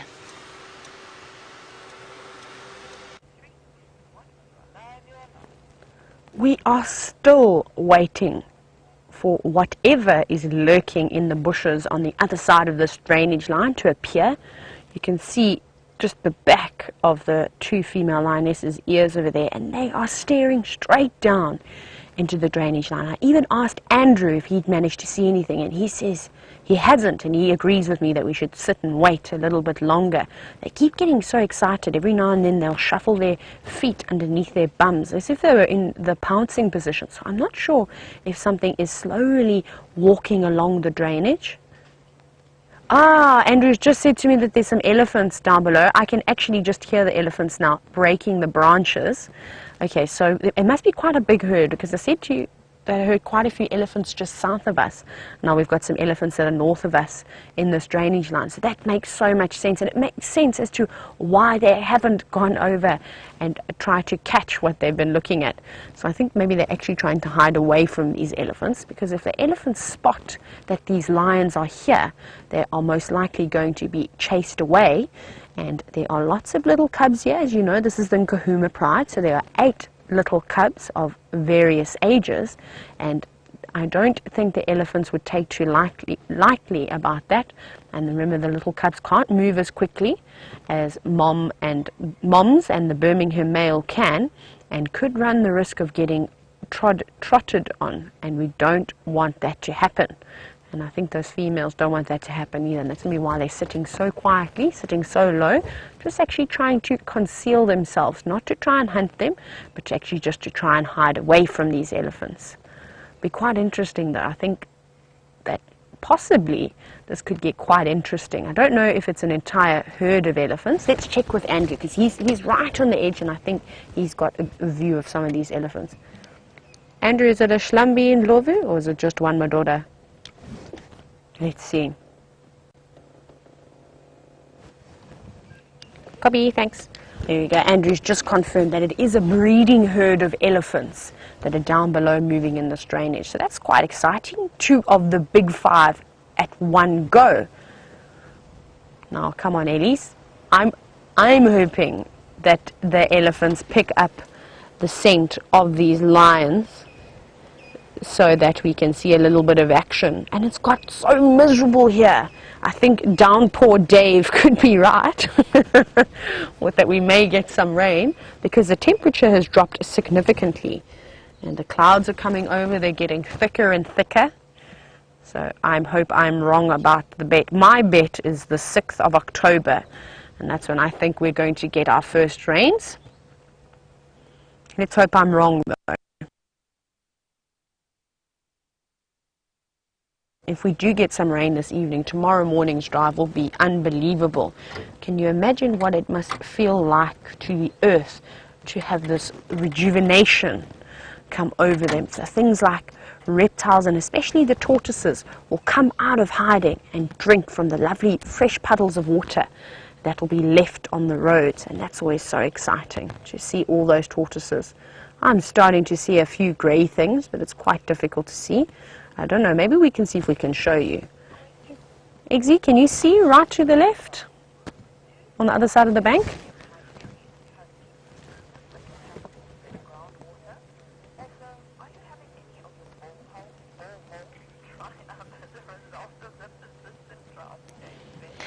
Good afternoon, James Bear. Thank you so much for watching the show, and I know that you're one of our regular viewers too. So James wants to know that with some of the medium to taller trees, do they have tap root systems that are able to tap down into the underground water? And he also wants to know, are any of our borehole systems drying up because of the drought? So yes, some of the bigger trees do have large taproot systems, and often you'll find termite mounds growing up against things like jackalberries and Acacia brachypetalis, Scotia brachypetalis, which is one of the boerbean trees. They've got really deep root systems, and the termites will obviously do that too. Oh my goodness, I think, sorry, I'm going to answer. Oh, I got so excited. I thought I saw the legs of our friend the giraffe from this morning, but it's not. In the distance, it's actually, I think it's either an Inyala or kudu. I can't see too well just yet, but it's not an elephant, so that's good for us. So hopefully this antelope comes towards us, and I think the lions have actually spotted this antelope now. Now, James, just to go back to your question about the borehole systems as well, we're very careful as to how much water we are pumping into the dams. Obviously, it's very important that the lodges in this area have enough water as well. So we monitor that very carefully, and thankfully there is a good source of underwater and groundwater. So no, not yet. None of the boreholes that I'm aware of have dried up. I know though that in January and February, when it was really bad and before we had sort of any decent rain, quite a few lodges in the northern Sabi Sands actually had to shut because of the lack of water, and their boreholes have dried. But we had bouts of rain, and that sort of topped all the water levels up again. And since then I haven't heard of any of the other boreholes drying up, so that's good. But I think after that scare, everybody realized that sometimes it's not always too important to pump lots of water into a dam, as long as you have just a little bit, just enough to help the animals out to drink, seeing as we have stopped the natural flow of rivers over the last few years with all the build-up of the communities. So that's why we also pump a little bit of water. So I'm just trying to get a good look. I think I'm going to have to get my binoculars out if I can find them. What did I do with you? So I want to have a better look and see which antelope is on the other side of this drainage line, but it's behind some very thick stuff. I'm trying to find a little gap. It's a kudu. It looks like a female kudu, so hopefully it's going to be more than one. There we go. It's a young, oh no, that's a young male kudu that we're looking at now. I did also see a few more legs in the distance, So I think the one that I was looking at with the binoculars, I just had a quick little look, was a female, and that's a young male. So, oh, when you're coming closer, and those lions have now seen that kudu, and hopefully they will go for that juvenile. It will be less experienced, and hopefully it will sort of panic in a situation like that and get disorientated and lose the rest of the herd, and then the lions can take an opportunity and grab it. But it's also quite risky because the elephants are just to the left of where you saw that kudu, and trying to hunt in and amongst elephants, I'm sure, will prove to be challenging. Remember, everybody, we are live. I know I keep mentioning this, but I know that sometimes people who have never watched this show are trying to get hold of us. So you can either hashtag Safari Live on Twitter, or you can send us an email. And you can send that email to questions@wildearth.tv. And I look forward to hearing from some of you. Come on, lions. It's been such an amazing build-up from having them sleeping to now them showing a little bit of interest.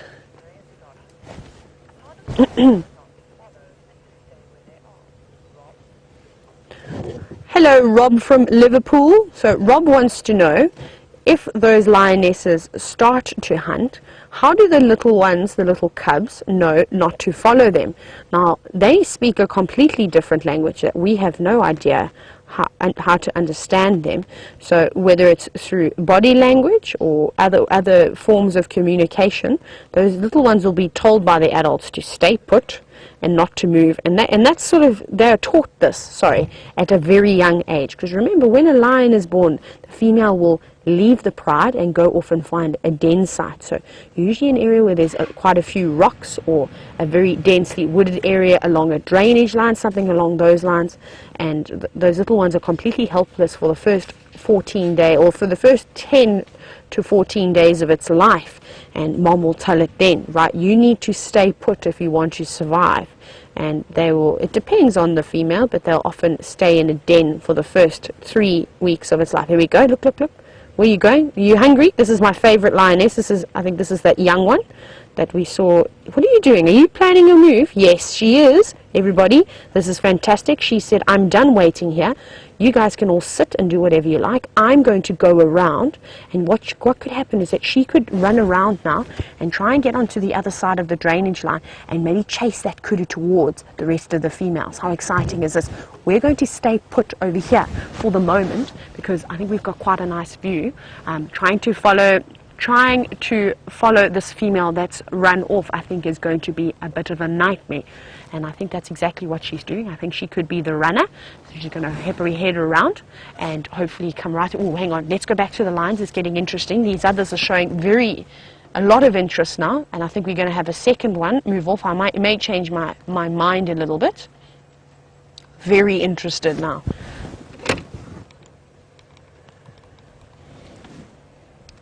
Andrew Taylor, can you please just take control of this lock for me? I'm just going to be kalumering stim.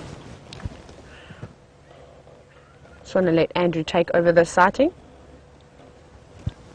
Andrew, I just want you to know if you can please take over this lion sighting for me. I'm still staying.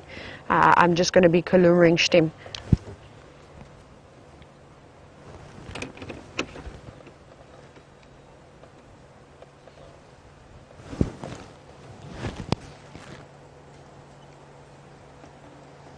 This is very, very exciting. See, only the one female's gone. Okay, I'm just listening to the radio, everybody. So one of the other rangers said that this lion has, the one that ran away from her, she's actually gone down and into the drainage line, which is great. That's good to know.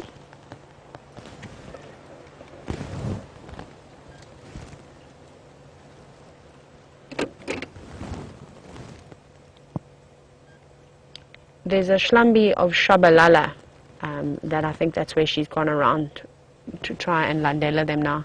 All these mafazuris are boogering shtim now towards those Shabalala. Right, everybody, I think that's exactly what's happening. Just updating some of the other guys who didn't see what we obviously saw with the kudu. And so you heard me say shabalala. That's my favorite word. That is kudu in Shangaan. I really love that word. So I think that's exactly what's happening. I think this female is hopefully going to chase that kudu up the bank. And then these females will all be waiting. And our friend the male lion doesn't even know what's going on. Have a quick look at him. He's still in dreamland. Look at that. Oh, you are hopeless, my friend. You really are relying on these lovely ladies to help you.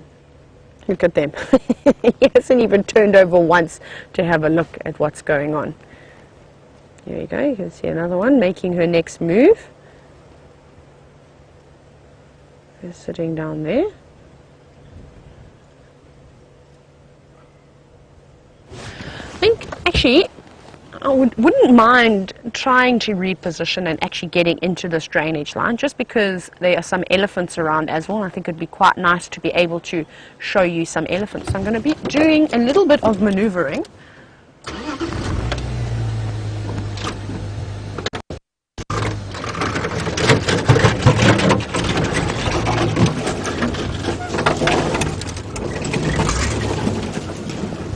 Right, everybody, I'm going to be doing a little bit of bundu bashing. I think I'm going to send it off to Jamie just while I finish maneuvering through this stuff. But we'll be back shortly. While Tayla does some maneuvering, our entire zebra herd has done some maneuvering of their own up onto a termite mound. And the entire herd, except for that one guy on the left, the entire herd is kind of clustered around this termite mound, eating as much as they can off the grasses from the top. And I guess it makes sense, although it is quite an old termite mound, but it does look as though it's got slightly more grass than the rest of the area. And of course, termite mounds are always a good place for the animals to go and feed, because termites bring up nutrients from deep below the surface of the soil. So the soil is of a slightly better quality, and therefore the food is of a slightly better quality. Sorry, just listening to some alarm calling Franklin. Oh, look at them, they're having a merry time balancing on the... speaking from experience, the termite mound is not the easiest place to go and walk around. I imagine that's the case, especially if you have hooves. Very delicately balanced, and they're all clustered around this particular spot.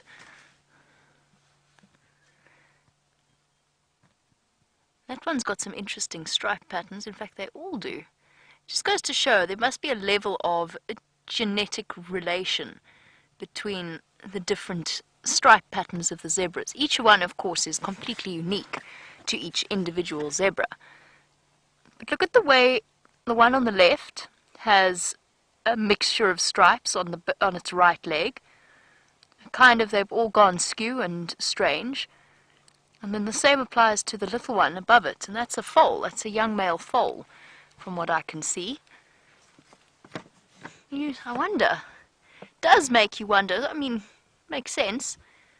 Your looks are genetic. I suppose the same would apply to zebra stripe patterns. And actually, of course it does, because of the, the fact that the quagga, what was originally thought to be half donkey, half zebra, the quagga was actually just a subspecies of the plain zebra. Oh, careful. See what I mean? Termite mounds are not that easy to navigate. I've fallen down on more than a few occasions. That one's got amazing stripes. I wonder if any of the others have those. A really interesting combination there. Whoops, careful. Now that zebra in the middle actually has amazing black stripes. They're not stripes exactly. They're almost splodges on the top of the back. See what I mean? Look at the perfect circles. That one looks like a work of art. Some kind of modern interpretive painting or something.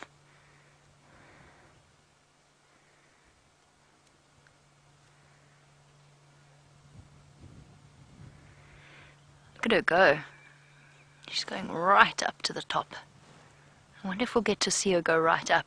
There's quite a lot of grass at the top of this termite mound. Probably one of the chloris species. They're the ones that really like termite mounds. And perhaps she'll head up there and try and feed from there.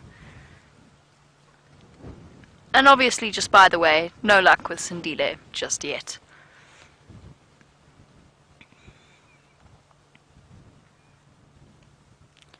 They're all getting higher and higher.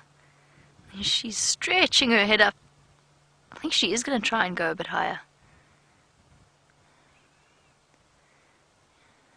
It's impressive. The termite mounds of Cheetah Plains, of course, dwarf the termite mounds of Nkuhuma and Arathusa. They are absolutely massive. Some of the biggest termite mounds I've actually ever seen are on Cheetah Plains. So she's probably a good... I'd say she's a good 2-3 meters above the ground where she's standing. She's getting higher. She's struggling even further up.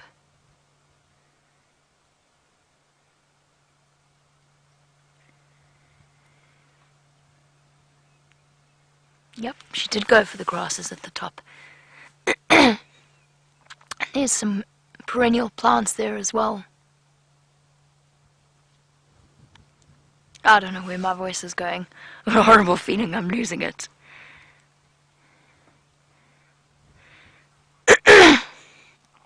Excuse me. And this I definitely think is one of the most impressive zebra termite mound collections I've seen. Because of course we always see them going up onto termite mounds, but we never see them in the whole herd clustered together in the way that they were first off. And I don't think I've ever seen a zebra climb as high as this onto a termite mound. I'm seriously impressed with the effort that she's put in. And in a way, it does go to show how hungry these animals really are. Although it doesn't show... Ooh, careful. She's still venturing around. It doesn't show so much on zebra as it does on the other animals, but that doesn't mean they're not equally nutrient deprived.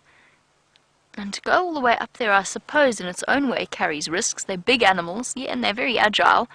They could end up breaking an ankle or a leg, and that is automatic death out here. Well, she's taking a risk climbing all the way up the termite mound. She seems to be pretty sure-footed, though. And I suppose if you get those goats that cling on to the tiniest portion of cliffs, not here, of course, those amazing cliff-jumping goats, then I suppose a termite mound shouldn't be too much of a bother for a zebra.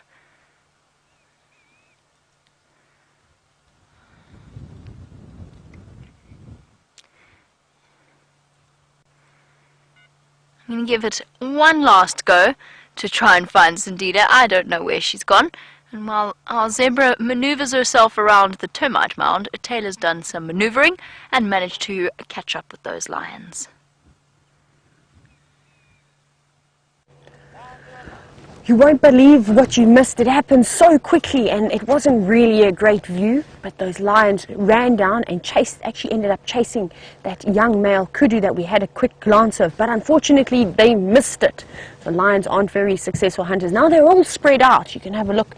They've all sort of disappeared all over the show. The cubs have been told to stay, and they have stayed with the supervision of the male. He didn't get up and do anything, which was a great attempt by all of them though.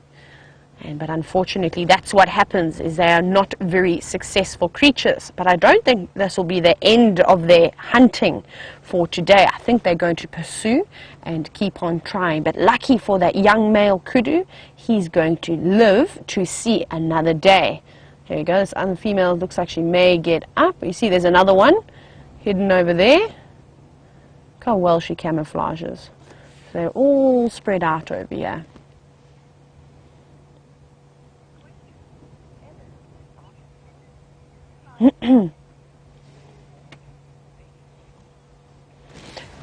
Ellen from Arkansas, thank you for all your questions today. I'm really appreciating them.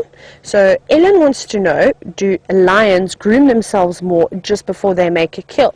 Now Ellen, a lion will groom itself just before it's about to get active, so before it starts to move. So typically they'll wake up, they'll start to groom themselves. Like I always say, it's like when you go to work in the morning, you have a shower or you wash your face, you brush your teeth, you get clean. The lions will do the same thing. So it's not necessarily that it's just before a kill, it's just when they're about to get moving that they decide to groom themselves. Like I said, quite a large part of their day is actually spent grooming. Is this amber eyes? Yes, it looks like amber eyes. Is it? Yeah. I don't know. Maybe. Yes, it is. It is amber eyes. Sorry, everybody. I'm doubting myself. You should always go with your gut feeling. Sometimes my brain likes to tell me something else, and I shouldn't always listen to it. So I'm not sure what these lions are going to do next, because they've now left the cubs, and a few of them keep poking their noses up and sniffing the air, hoping to potentially smell another animal. It would be nice if there was a herd of buffalo close by.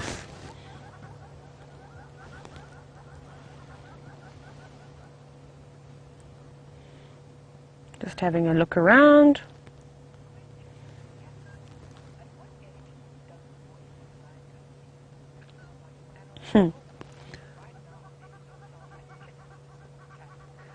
Hello, Kathy Ward. So Kathy Ward wants to know, when does a lion's voice deepen? Because at the moment when these youngsters try and roar and copy the adults, they've got a very high-pitched sort of voice. So normally around between 2 and 2.5 years, their voice is sort of quite deep, and that's sort of what it's going to stay like for the rest of their life. So it's normally around there, between 2 and 2.5. I can see a bit of movement now to the left with this one female, where you can see her, she's getting up. We're going to pan around to her now, and she's going to walk into the thicket. Now, unfortunately, everybody, we're not going to be able to spend too much longer with these lions, as there is a long line of guides wanting to come in and have a look at these lions. So we're going to have one last look, and then we're going to move out of the area. They are moving back into some very thick vegetation, so I think we had a great view of them this afternoon. And maybe a little bit later, if I hear that they're doing anything interesting, and the sighting sort of calms down, if there's a spot open for us, we can always try and come back again. But I don't think it'll be too long before this female gets up and moves over to the rest of the group. I'm just going to let everyone know that I am going to be heading out soon. Are there any other standbys for this Ngonyamlok? See how she keeps turning over her shoulder. That's the way that the kudu ran.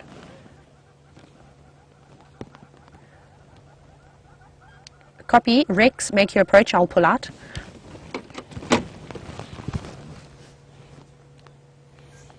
Right, everybody. I think we're going to have to say goodbye now. There's some elephants moving in the distance, and I'd like to try and follow up on a few elephants. You know me, I need my daily dose of elephants. My favorite animal in the whole world.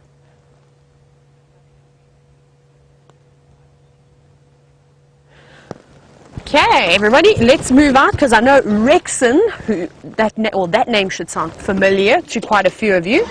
So I'm going to make a space so that Rexon can come in and show his guests the wonderful lions. Let's go see if we can find those elephants. Luckily, when they did chase that kudu, they chased it in some thick stuff and then out into the open. We don't have to do too much maneuvering. Right, let's see what else we have on the agenda. However, my suspicion is, though, if we do find any elephants, they are possibly going to be in some thick stuff. Like those elephants that were moving around with the lions, they are on the northern side of that drainage line. It's almost impenetrable, so I won't be able to get in there, unfortunately. And I don't like to off-road too heavily for elephants, because if you do get yourself into a tricky situation, you obviously don't want to get stuck. You need to make sure that you have escape routes. It's always one thing to remember while you are driving, you are out on safari, is safety first. And of course we want to respect the animals as much as possible. So I think the elephants appreciate it too. If we leave them alone when they are in the dense stuff and just view them when they're out in the open, I think everybody feels comfortable there. And I'm going to try and follow up on those elephants that I thought I heard sort of talking to each other in the distance. We're just going to go around the bend and just see if we can find anything. But you can sort of see, if you look, see how grey it is now.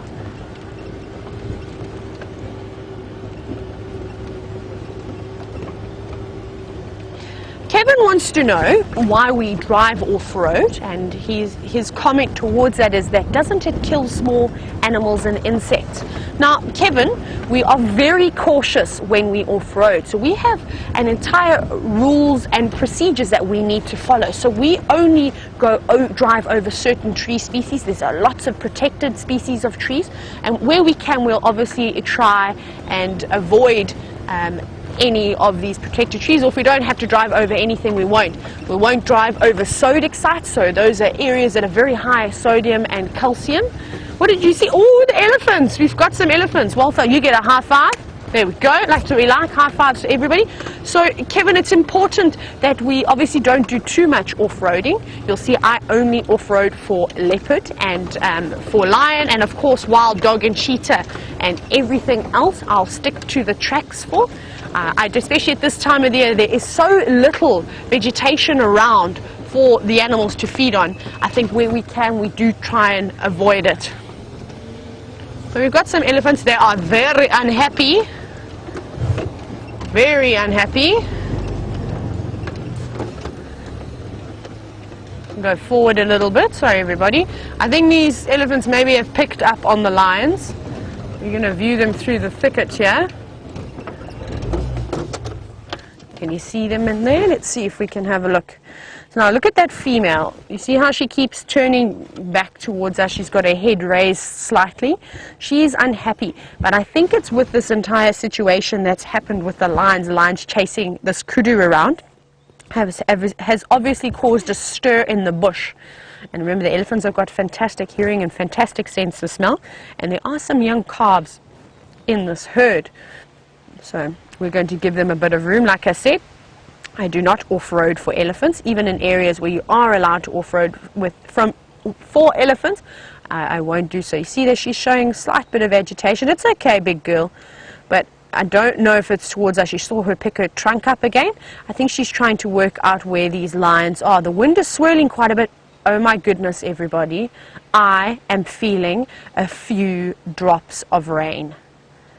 Now, it's just spitting, and the rule is for our bet that it has to be more than 20 mils of rain for it to count. However, the little spits from the clouds, it makes me very excited and very happy. Come on, clouds. Come on, dark, big clouds. Pull on over.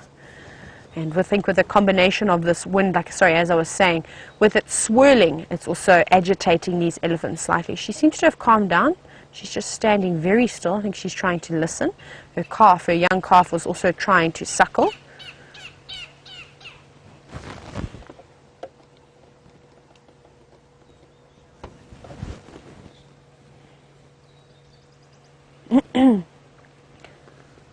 Good afternoon, James Bear. Again, I really am enjoying all of your questions. You're asking some really, really great questions. So James has asked, do they take any ink sort of, oh my goodness, any footprints? What is wrong with me? Sorry, I can't think today. This weather has boggled my brain. So James wants to know, do they make any imprints, that's the word I'm looking for, of their feet with ink when they dart them for any reasons, or if maybe any elephants have passed away? Do they ever do anything like that for research later? And as far as I'm aware, no, they don't. I've never really heard of that, actually. Have you heard of anything like that, James? Maybe you can enlighten me as to what made you think of something like that. So I haven't got a clue. Like I said, I've never ever heard of it before. Elephants are really hard to keep tabs on. I know what they were doing, and I've seen a few elephants coming through from the Kruger with old tracking devices, old collars around their necks. But that's very old school. Remember, elephants can move hundreds of kilometers all the time. So the chances that they are going to stay in one area is very small. They do massive migrations. Obviously, unlike the short trunk herd that seems to be quite happy to just move around Djuma and the surrounding properties. Normally you will see one herd of elephants and you might not see them for a few months.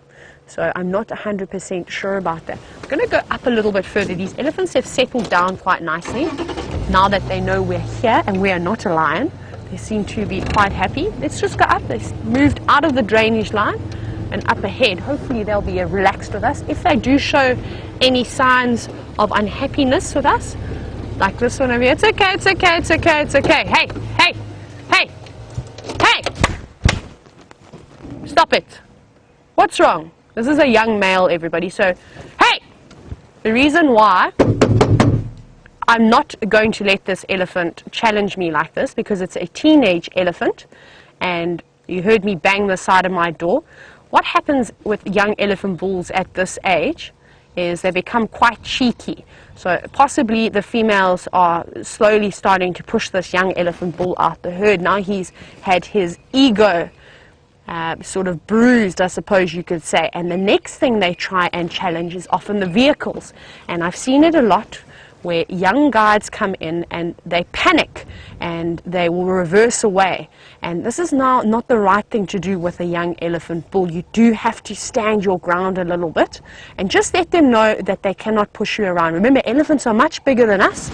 They can do a lot of damage to the vehicles. They're the only animals that can push and turn a vehicle over. So that situation, I acted a little bit aggressive towards him just to let him know that no, you cannot do that. Now hopefully the next interaction with the vehicle, he won't take a chance like that and he won't be so silly with the vehicles. I've seen it so many times where elephants will come and chase you and they think it's a big game. Now it's all fun and games and it's cute when they're little, but when they get to that size, even that size of that bull, he could rock this vehicle. He could probably even turn it over if he wanted to. So I'm glad that he responded to the sound of my voice and a combination of me banging on the door, making an unnatural noise, and hopefully he won't do that again. Lesson learnt, I think, on his side, because he put his tail between his legs and he moved away from us completely. So I'm very happy with the way that that situation played out. But let's go around. I don't want to upset him too much. Let's just see if we can get another view. But he was being very cheeky and very unnecessary. He didn't need to do that at all. And I can understand that there's maybe a bit of tension in the air with the elephants being around and having just chased that kudu, but he is in no way in danger of those lions at the moment. He's with a big herd of elephants. But let's see. Let's just stop here, like I said. Okay. Right. We're gonna move out of here because this big elephant over here is not too happy with us, as you can see. This is that same female we saw. She settled down. I'm very quickly just going to move away completely from these elephants, especially from this female. It's one thing for a young male elephant to have a go at the vehicle, and then you have to stop and sort of sort the situation out, reprimand that elephant. But when an adult female shows that she's unhappy with you, I always would like to move away from her, because they are very tolerant animals and they will only do things like that when they are really stressed. So the fact that she showed me twice now that she's a little bit frustrated, I think we're going to give them a bit of space. But I'm standing by what I did with that young male elephant, and hopefully he'll never do that again to another vehicle, because he did get a bit of a fright. I don't think anybody has stood up to him before. Possibly he has had a few vehicles already sort of race away and give him the feel of, oh, I'm so big and strong and look what I can do. So yeah, we're going to just move out and away from those elephants and just see what else we can find.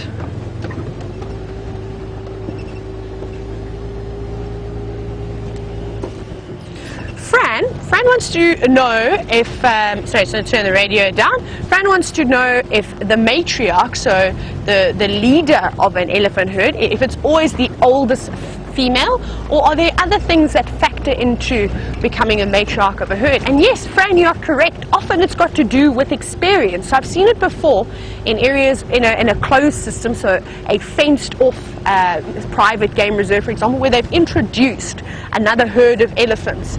And for instance, the herd, or two herds, say, let's say two herds were introduced, sorry, not one herd, two herds were introduced. And it ended up being that the younger female in the herd carried on being the matriarch, just because I think she would maybe living on neighboring properties, or I think they may have actually dropped the fence, if I'm not mistaken. Sorry, this was quite a few years ago, and came through. And the older female sort of took a standby and just sort of hung back, just because I think if the elephants know where the water sources are, where the food is, they obviously want to pass that on to the other elephants. And so yes, Fran, it's got to do with a number of different things, and experience has got a lot to do with it. Sorry everyone, I was just making sure those elephants came moving out of the thicket, all of them quite quickly again, so I don't know if those lions were maybe moving or if they were just running a little bit, so I lost my trail of thought there for a second. We're going to carry on and just see what else is out and about on this windy and cold day.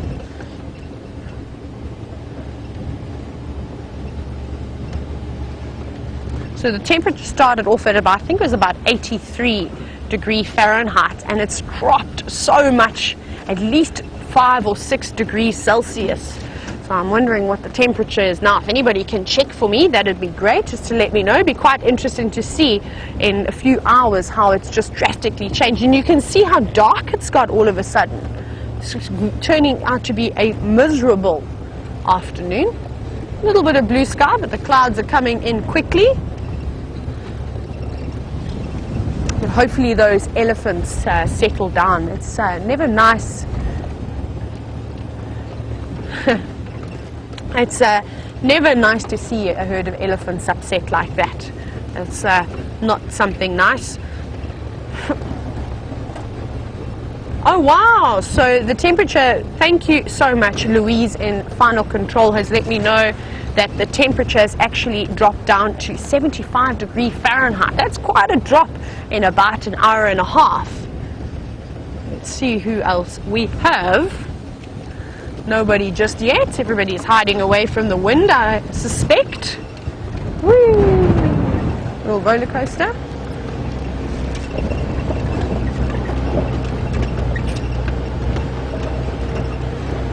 Right, well, I try and find us something else. I'm going to send you on over to Jamie to see what Jamie has.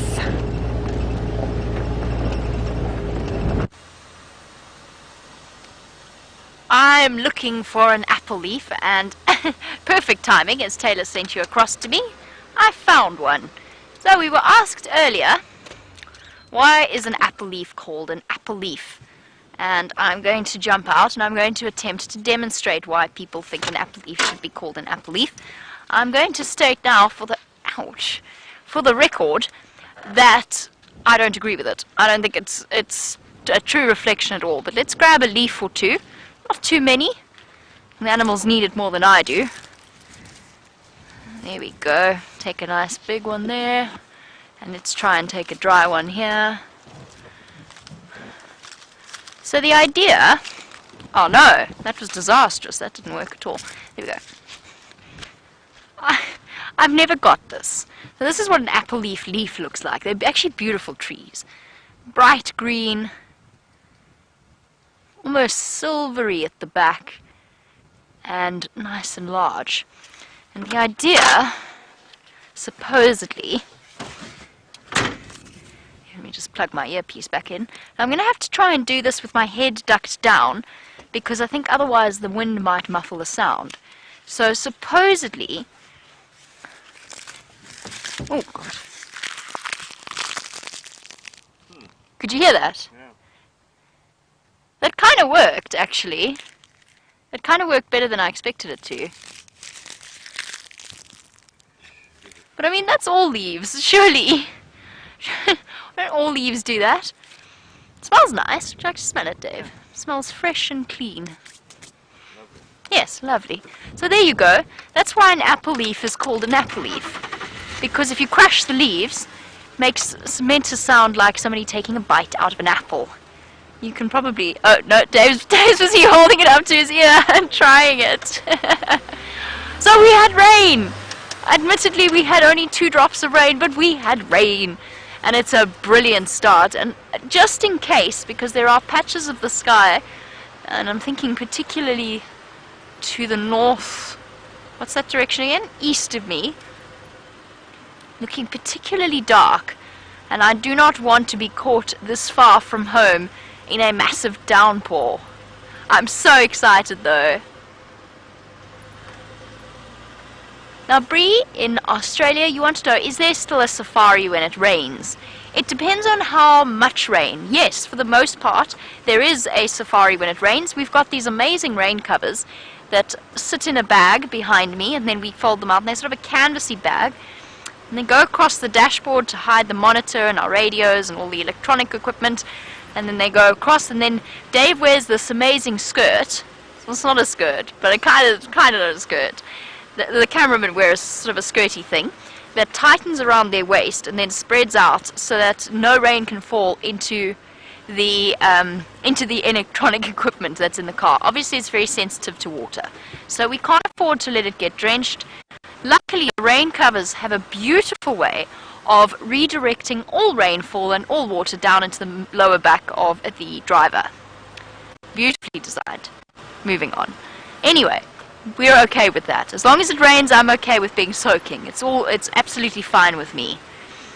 If it's heavy rain, then we usually try and seek shelter, and then we'll go back out when it calms down. And we generally don't get that constant all-day heavy rain. What usually happens is we get cloud bursts of rain, lots of rain in one go, and then it's done, and then we can go back out again. And you get to see some amazing things, because the big cats are always walking after it rains, because of course it's washed away all of their territorial markings, so they're out and about wandering to refresh those markings and looking a bit sodden. And you get birds sitting on the branches trying to dry themselves off. I'm very excited. And then of course it's what comes after the rain that is the most exciting part, and that is the green flush of grass and new leaves, flowers. Trying not to get too excited in case our hopes are dashed. Dave, I'm not sure that counts, that rain. 2 drops. No. Tomorrow though. Dave is determined. Downpour Dave is determined. But I'm glad you were all able to share the first few raindrops of our new rainy season with us. Long may they last. We might need a bit more than a few drops though. And my decision to leave Cheetah Plains was not a bad one. I think it was a sensible one. The wind is still gusting. I don't know what's coming our way. Sorry everybody, we weren't having any luck with Sindile either way. It is looking ominous. It's looking dark. I suppose I should actually stop the car. It's looking dark and rainy. Come on, please rain. Not that patch of sky. That patch of sky does not look dark.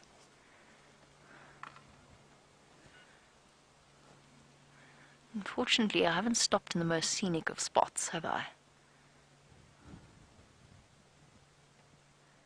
Okay.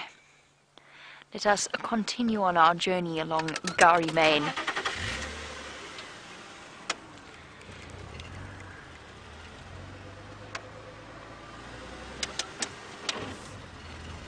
think what I'm going to do for the last hour or so of the sunset safari is go back and double check for Karula. Just to see if she did. I don't think she went far, but I couldn't really check properly because I didn't want to disturb her when she was calling for her cubs, and I did not want to go walking in the drainage line with so many elephants and with a leopard that was a little bit upset as it was. But that's what we'll do for our last few moments of the sunset safari. We'll go and check back for Karula and her cubs. I'm really hoping they haven't disappeared off. Okay, well, we're getting to the Great Dip, known as the Mulwanini. The Mulwanini is also known as Gremlin Hollow, and despite best efforts, we do not have signal in the Mulwanini.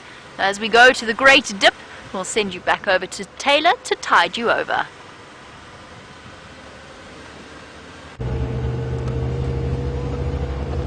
Right, everybody, we are still bumbling along, and those spits of raindrops are coming down heavier and heavier, which is quite exciting. So we are just bumbling along, and I hope I'm still on Nkuhuma. So every now and then I possibly whip my phone out. It's also my navigation device. I have a little map. I do just want to double check, everybody, that I'm in the right place. Okay, so we're going to go take our next left, everyone. Remember, next left. If not, I've gone too far. My goodness, it's clouded over quite heavily now, and I don't know if you can see the dark blue skies. Oh, I just got a raindrop in my eye. Look at that. Come on, rain clouds. And hopefully we do end up getting some rain this evening. That's what I'll be super excited about. So I'm looking for the road on the left. I'm driving in areas that I haven't driven before. We're hopefully going to get on Quarry Pan Road. That's the goal. Yes, we have a left. I'm going to take this left. And then hopefully we'll get to Buffelshoek Dam and just have a little look around there. Whoop! I nearly did go off Nkuhuma, everybody, into I don't know where I was driving just now. So just sneak back on quickly. That's the joys and the fun of learning a new property.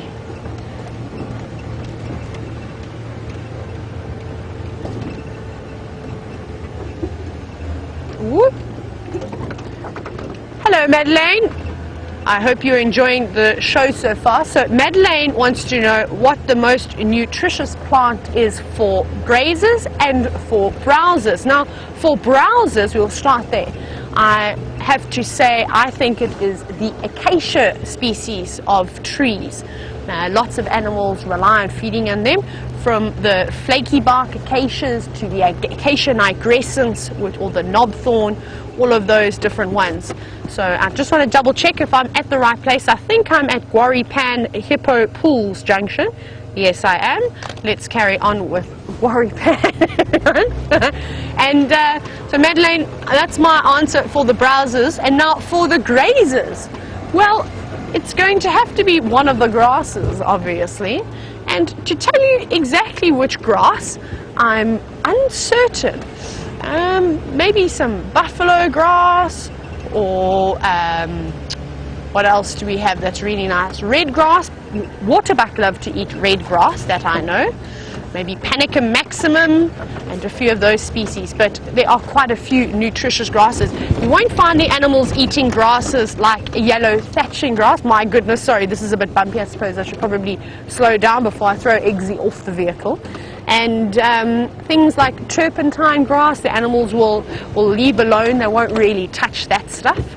But like I said, there are thousands of different species of grass, and most of them are quite tasty.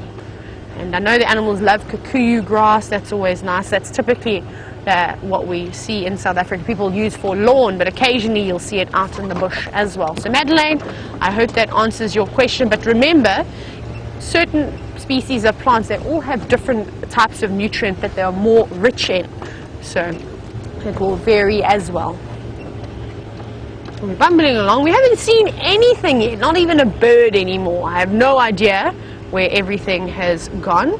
But we hopefully, like I said, we're going to try and get to Buffelshoek Pan, see what's happening there. And if we don't find anything down here, we're probably going to head towards Nkuhuma Pan and just have a look. I'm going to just quickly show you something. Seeing as we've been seeing the elephants, I was just talking about how acacias are quite nutritious.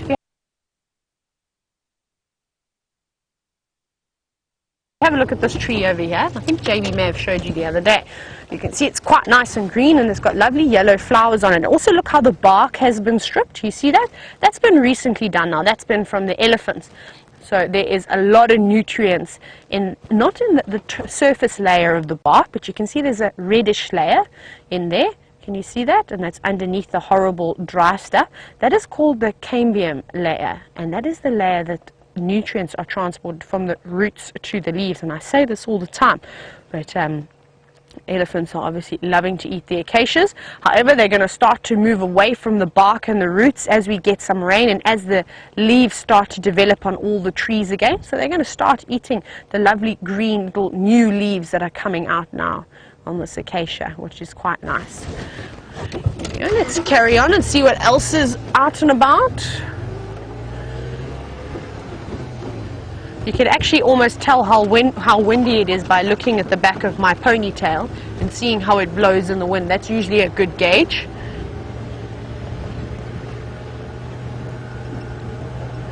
Oh, nothing here. Eggsy, seen anything yet? No? Me neither. Ooh.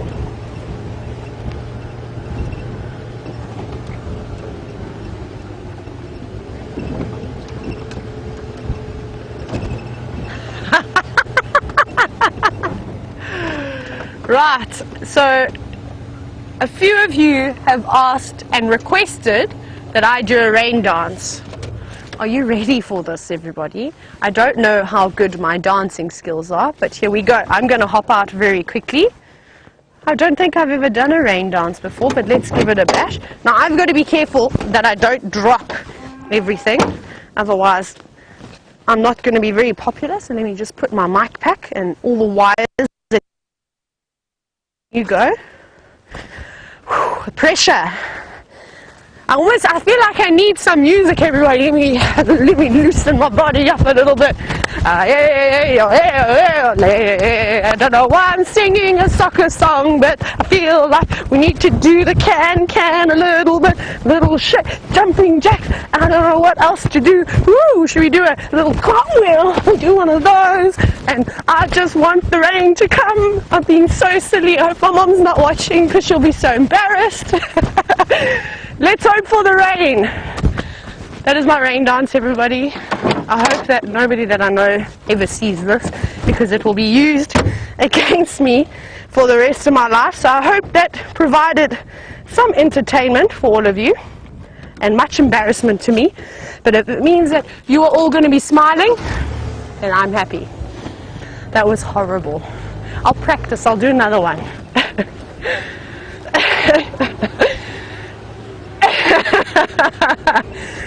I don't know if anybody's done a cartwheel in their rain dance. Next time I'll do a handstand and I'll walk upside down for you.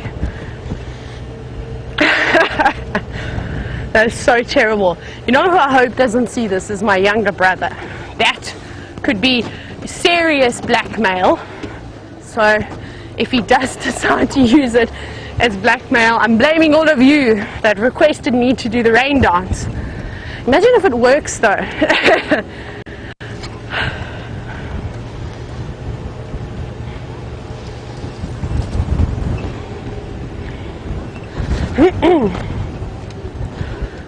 Hello, Bob and Samantha. Samantha, you're three. What a great question you have asked. So, Bob and Samantha from Michigan want to know, or they actually would like to send us some of your rain. Please deliver it. I will put the postal address out later so that you can send the rain to.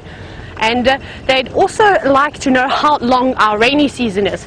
Now, we haven't had a proper rainy season for a few years now, for at least the last 2 seasons. So typically we'll get our first rains either late September or beginning of October, and they can continue all the way towards the end of February. So it's quite a long rainy season, and it doesn't always all rain at once. It'll sort of stagger out over those few months. So what happened last year is we got quite a big amount of rain. We had about 50 mils of rain in September. We didn't have any rain again until the end of February, and that was really it. Oh, and then we had a strange and unusual bouts of rain in July, which is very unusual. But what I was hoping is that in this area it seems to be that every 4 years we get a flood. And it's 4 years this year. 2012 was the last big floods that the Sabi Sands had.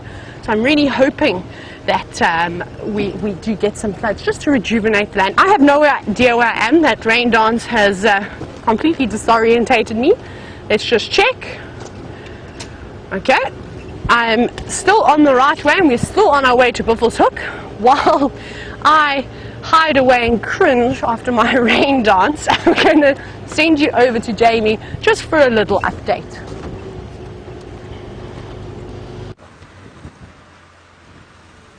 I'm so very impressed with Tayla. She has been such an absolute champion. And I'm, of course, going to race straight home to watch the highlights reel so that I can see Tayla's rain dance. Isn't she wonderful? I'm very, very impressed. And don't worry, Tayla, if you think you're cringing now, wait till you fall over. Been there, done that. I didn't get a t-shirt, though. Maybe I should get a t-shirt made. I fell over in front of a lot of people.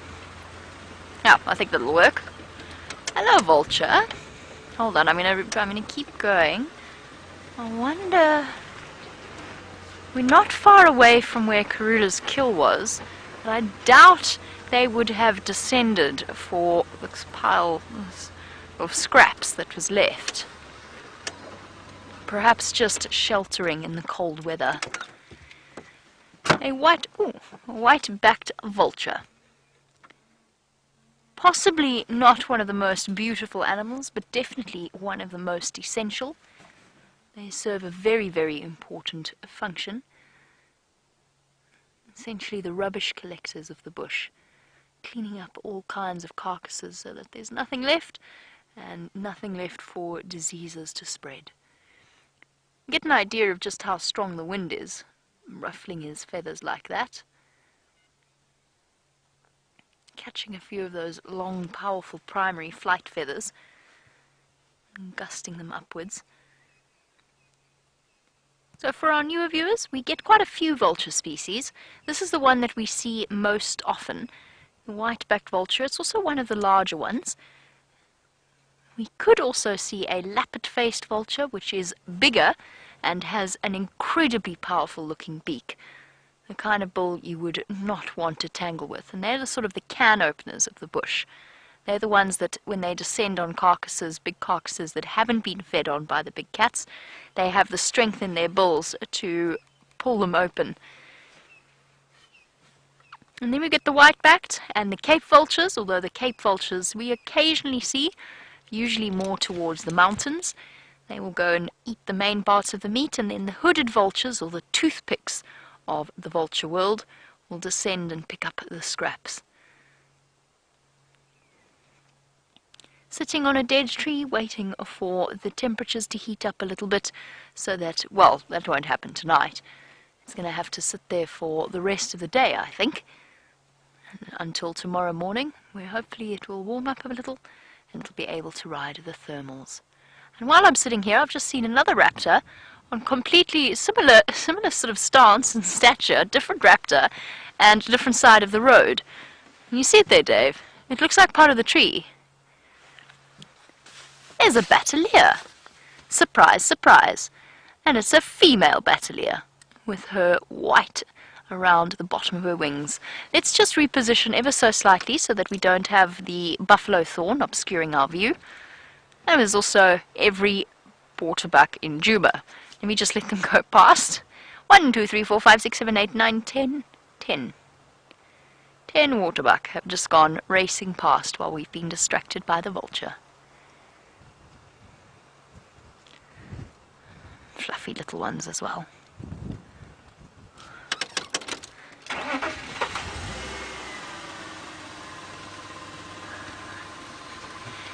Hello to Taka and Tula Ann, who are 4 years old. Now you want to know if the animals are afraid of the rain and the storms and the thunder. And no, the wild animals out here don't get too scared. Sometimes the baby animals, and I'm not sure if you saw those little lion cubs, sometimes the baby animals get a little bit scared when they first hear it, but then they look at their mums or they look to the other lionesses and then they show them that they don't need to be scared, because the little baby lions and the little baby animals learn how to behave from their parents. So the animals, after a while, don't mind the sound of the thunderstorms at all. Not like some dogs and cats. Maybe you have a pet dog or a pet cat at home. Some of them get really terrified of thunder, loud noises, fireworks, but not any of the wild animals. There we go. Our beautiful batelier, perched atop a dead tree, just like our vulture was. Not a scavenger, but oh, look at the crest as it turns its head. A proper little halo of feathers there, she. They're not a scavenger, but a proficient hunter, especially of snakes.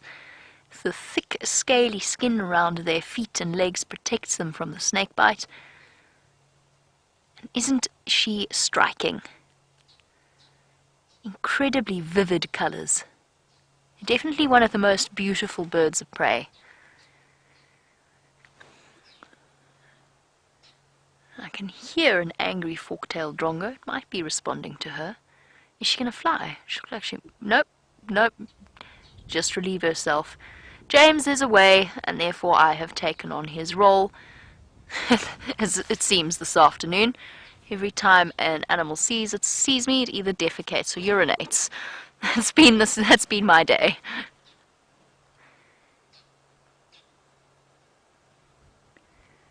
She did look as though she was going to fly for a second.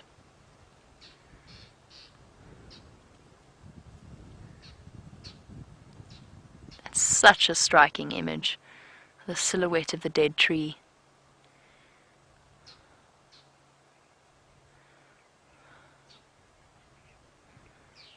Okay, one last search for Karula and her cubs.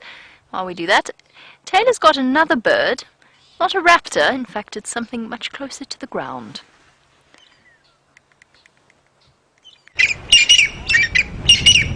Look at what we've managed to find, everybody. We've found a pair of Shelley's Franklin. Listen to them. I'll drink your beer, I'll drink your beer, I'll drink your beer. That's how I remember their call. And this is quite a nice Franklin to see. We normally just see the crested Franklins, which are very common. As you know, listen to that, can you hear that?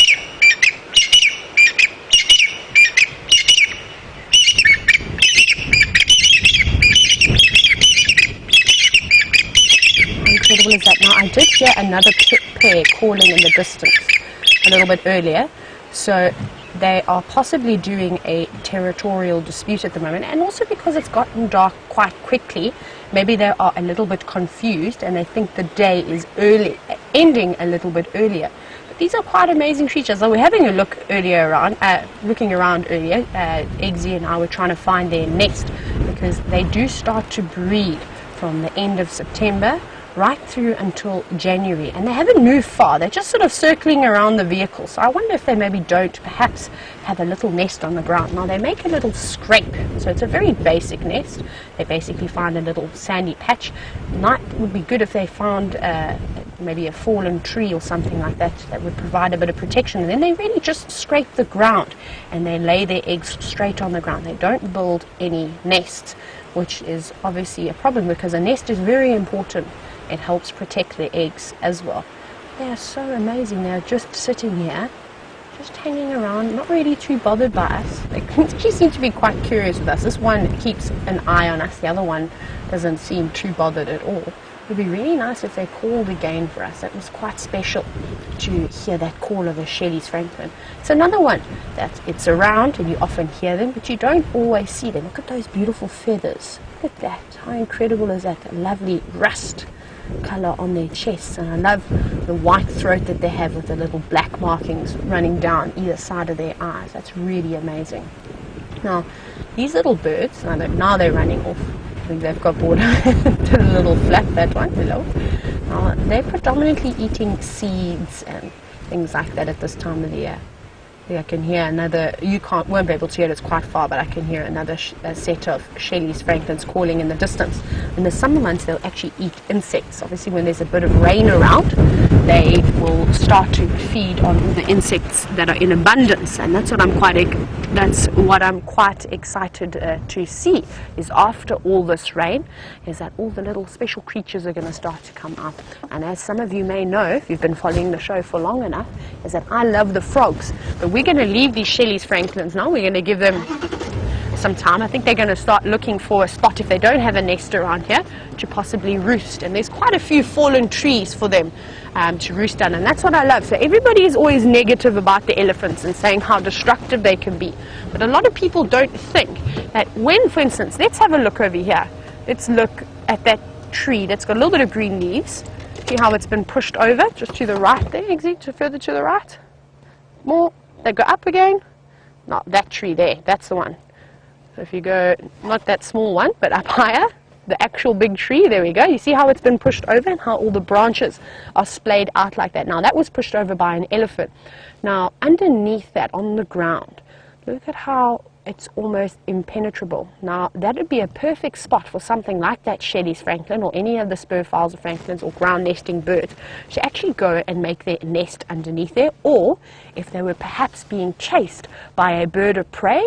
Even a squirrel could do this. They could run underneath there, and there's lots and lots of thorns on that tree. It looks like a small knob thorn tree, and that would also protect them from being predated by whichever raptor could be chasing them. So I don't think elephants are as destructive as everybody makes them out to be. Another thing that elephants do when they push the tree down like that is they're providing an entire new level of feeding. So something like a bushbuck that maybe couldn't reach the tops of the trees normally can now feed on a tree that has got leaves. It probably won't be for a long time if they've completely snapped it or if they've uprooted the tree, because the tree's going to die, but for a few days it will provide some great browsing for some of the animals that aren't as tall as elephants and giraffe. But we're going to carry on going.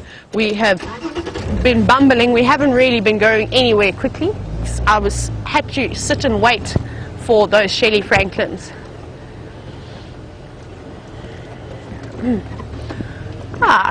Hello Diane, I'm so glad that I got to show you something new today, or that you heard something new. So Diane said that she has never heard and seen the Shelley's francolin all in one go, and that's what's so nice. We've been having so much luck recently.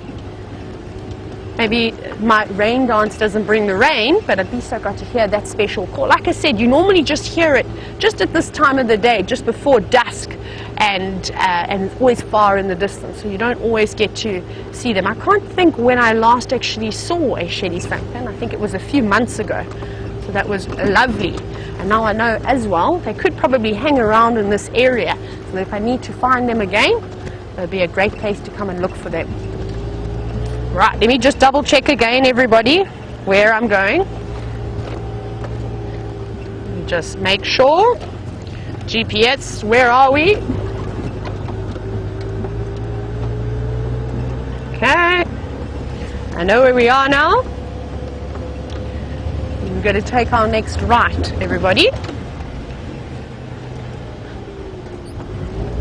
So I used to use Jamie as my navigation system. It was a standing joke when I did my interview drive, but I thought I'd give her a break now and just download an app with some maps, just so that I can actually navigate through the property and not bother anybody too much.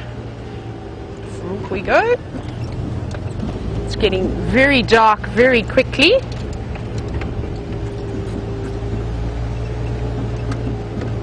And the clouds are not obviously helping with this. Oh, almost lost my hat. What else have we got going on?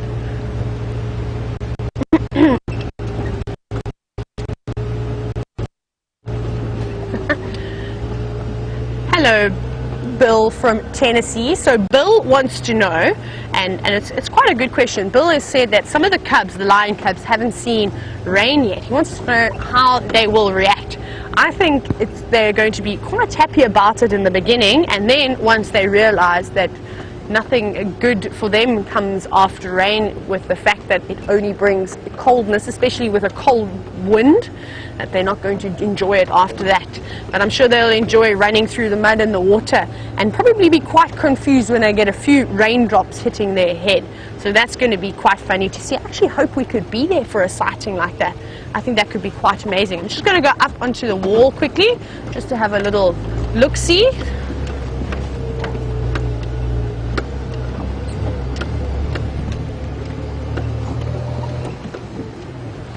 Nope. Just a magpie shrike that flew away in the distance, struggling to fly with all the rain. I mean, all the rain with all the wind. Nothing just yet. It's always good just to scan. Like I said, this is the time of the day that the predators are going to start to come out. So things like the hyenas or the sleeping leopards, they will start their days shortly. So it doesn't seem like there's anything over here, I'm afraid. So that mission didn't prove to be worthwhile. Well, I suppose it did. We got to see the Shelley's Franklin.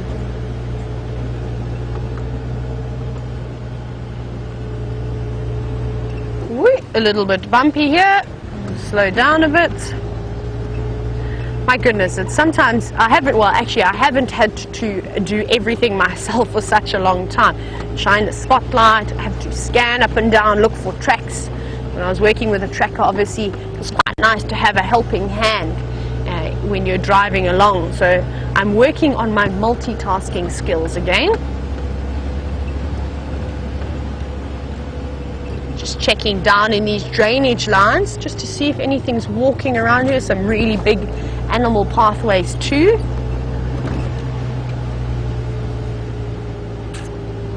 But I haven't seen anything. Right, let me just check here. Nothing, no tracks though. It is quite difficult to look for tracks because the wind is very, very strong now. It sort of slowed down quite a bit during the middle of the drive, and now it has picked up quite a bit, blowing in these big beautiful clouds.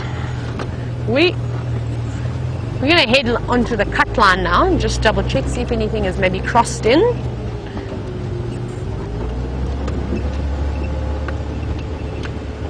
Right, what have we got here? Now we're on the cut line. So now I know where we are, which is great.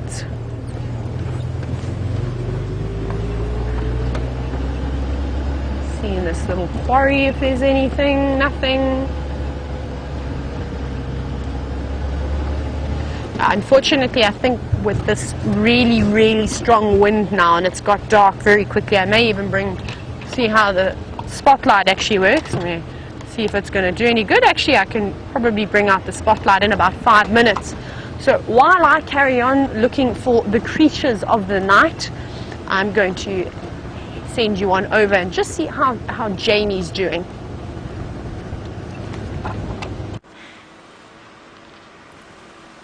We have raced the weather home and we are nearly safe and sound for the last few moments of the sunset safari.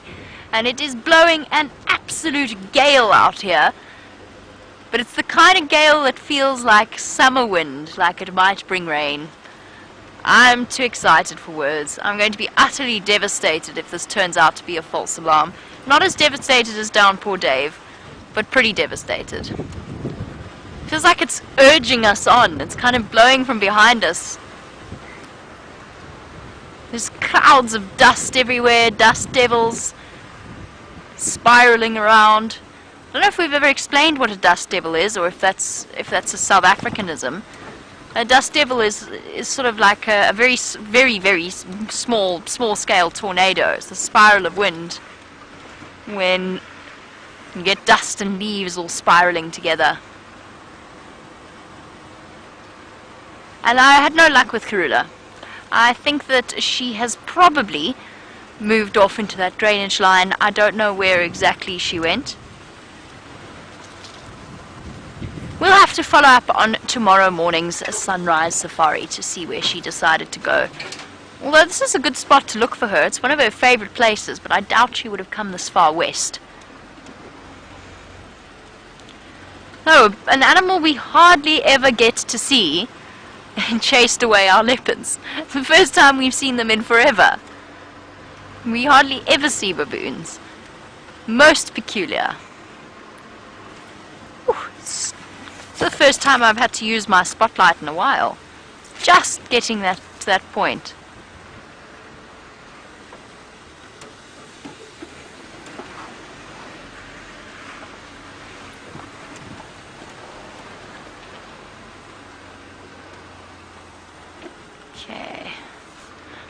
Let us see what we can find as it starts to get dark. Oh! Bump our way up Weaver's Nest and towards quarantine clearings. A night like tonight, as most of our regular viewers know, and it's our sort of standard commentary whenever night falls, a night like tonight is a night that is designed, or what predators are designed for. Hunting is so much easier for them in this kind of weather. And even the Nkuhumas, with their multiple buffalo meals that they've had over the last week, will probably be busy. Karula will be busy. She's got 2 extra mouths to feed. And our predators, when the prey is deprived of any kind of moonlight... Oh, it was the full moon tonight, wasn't it? Oh well, I'm not going to complain about that. There'll be plenty of other full moons. I was planning on showing you the full moon, but it's okay. There'll be lots of others.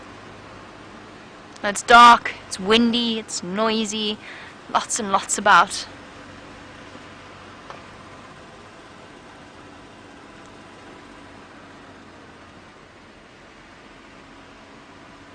What a lovely message from Sky. Sky, thank you so much for sending through that message. Sky has sent through a message to say hello and that they absolutely love this channel, and a big thank you for providing all of the content that we do. Sky, it's a pleasure. It's an absolute pleasure. I've always found that my love of the bush amplifies when I have people to share it with, and I can't think of a better way to share it than in this way with so many people across the globe. So Sky, I'm thrilled to hear that you have enjoyed it. I can only imagine that you're going to become our new Safari Live addict, or one of our many new Safari Live addicts. Luckily there's lots and lots of support groups out there. One very large Safari Live family. It's wonderful to hear from you. I thought that was a very, very nice message, and you made my evening. Thank you. I hope you were watching this at the start of the afternoon with the leopards and the baboons, because that was incredibly intense, very quickly. I was kind of settling in, you know. I was going to settle in, do a segment on the leopards, then swap with Tayla and let her go and sit with the leopards for a while, since she hasn't managed to spend a lot of time with Karula yet. So I thought I'd swap with her. Best laid plans of mice and men and all that. The one thing this wind is doing with all of the dead leaves is it's throwing off my hearing, just like all the other animals, I suppose. But I keep hearing the rustling grass and immediately turning to see what it is, only for it to just be leaves blowing on top of each other.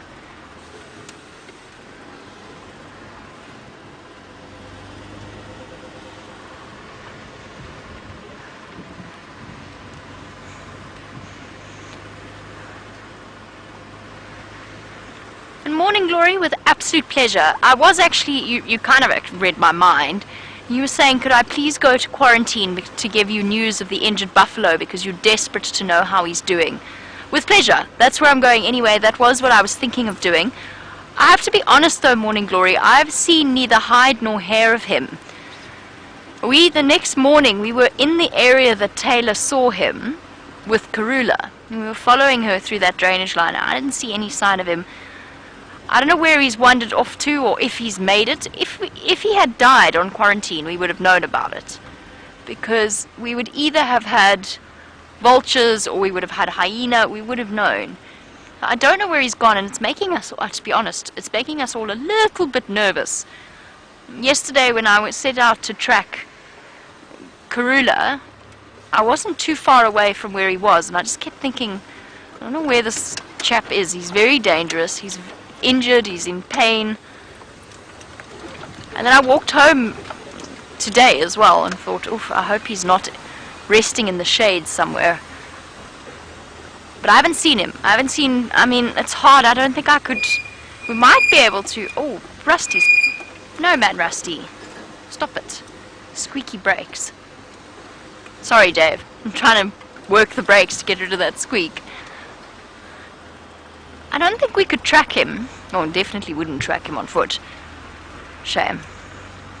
We might. I mean, remember the injured buffalo we found on Arathusa from the Galago Pan hunt the night... Was it the night before, maybe the day after? I can't remember. But we found the injured buffalo that had been hunted by the Nkuhumas and they'd missed all the way on Arathusa, which was a good 4 or 5 kilometers away. But I think, from what Tayla describes, this buffalo was a bit more injured than the one we saw. But yes, I will check with pleasure. See if we can't find him.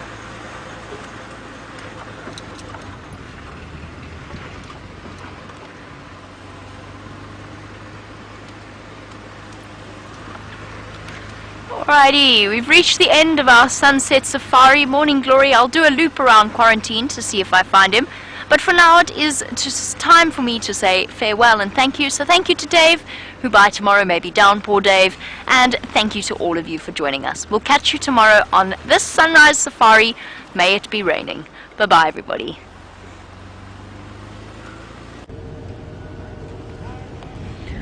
So I see both Jamie and I have pulled out the spotlights, which I don't think either of us have done for a very long time. So thank you, Clouds. I love using a spotlight. Now, Alison, I believe you have requested that we try and find a bush baby. Unfortunately, I think it's a little bit chilly. Can you see that eye shine down over there, under that fallen log? Just want to quickly zoom on into that. If you go up and to the other side of the bank, to the right of that tree. Can you zoom in straight? Oh, it's a little common dacre. Okay, I'm going to take the spotlight off of that. It's a bit dark without it. Sorry everyone, it was a little common dacre. And with their eyes being so low to the ground, when they sit like that, they often are easily mistaken for things like African serval, and for African wildcats and serval and little creatures like that that like to come out in the dark. But I'm not sure how many of the nocturnal creatures we'll see tonight with all of this wind, I'm afraid, and it is quite cold. So no, we won't have very much luck with the chameleons just either. I think we're a little bit too early.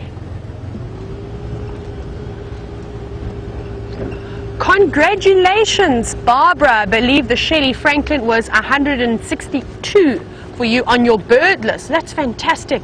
And I must encourage the rest of you to all start a bird list. Birding is incredible and it's really nice to fill those quiet gaps with. So if you haven't started a bird list, please do, and I'll happily point some out to you. So if there are any keen birders that are watching the show, please send in a comment and let me know for tomorrow morning who's watching, and then we'll try and do some birds. I think we may have a bit of a grey sky tomorrow morning, which won't be the greatest for birding, but even if we can just show you some of the silhouettes, it will do just to get you going. I absolutely love birding, and I think it's an amazing strength to have, because you can do birding all over the world, not just here in Africa. And instead of just going to see all the famous sites in a country, why not see the special birds that they have? You see, we're quite lucky here in South Africa, or in Africa. We've got an unbelievable amount of birds to see. Right, so let's check here. I'm just checking a whole lot of the drainage lines just to see if there is anything for Alison, because Alison said she wanted to try and find a bush baby. Now, they like these wooded areas. We need to try and find an area that's perhaps out of the wind. So we're going to go down into another little dip in a few moments. My goodness, look at all the dust from the wind. Oh, and from me kicking all the dust up. The wind is not helping. We're sort of in a dust trap at the moment. I'm definitely going to need a shower after this drive. Right, nothing over here. I may start sneezing in a moment, so I must apologize in advance. So you'll see how we are shining the spotlight just up on the trees, making sure there's perhaps not a little owl or something. And for the chameleons like to sit on the edge of branches. My goodness, I can't even see where I'm going with all of this dust. We're going to very quietly try and go into this drainage line, and I'm just going to check very carefully just along some of these trees to see if there's a little hole that perhaps a little galago is hiding in. That would be really great, but I don't want to get too excited. Let's just have a quick little look here, just to make sure, just to double check.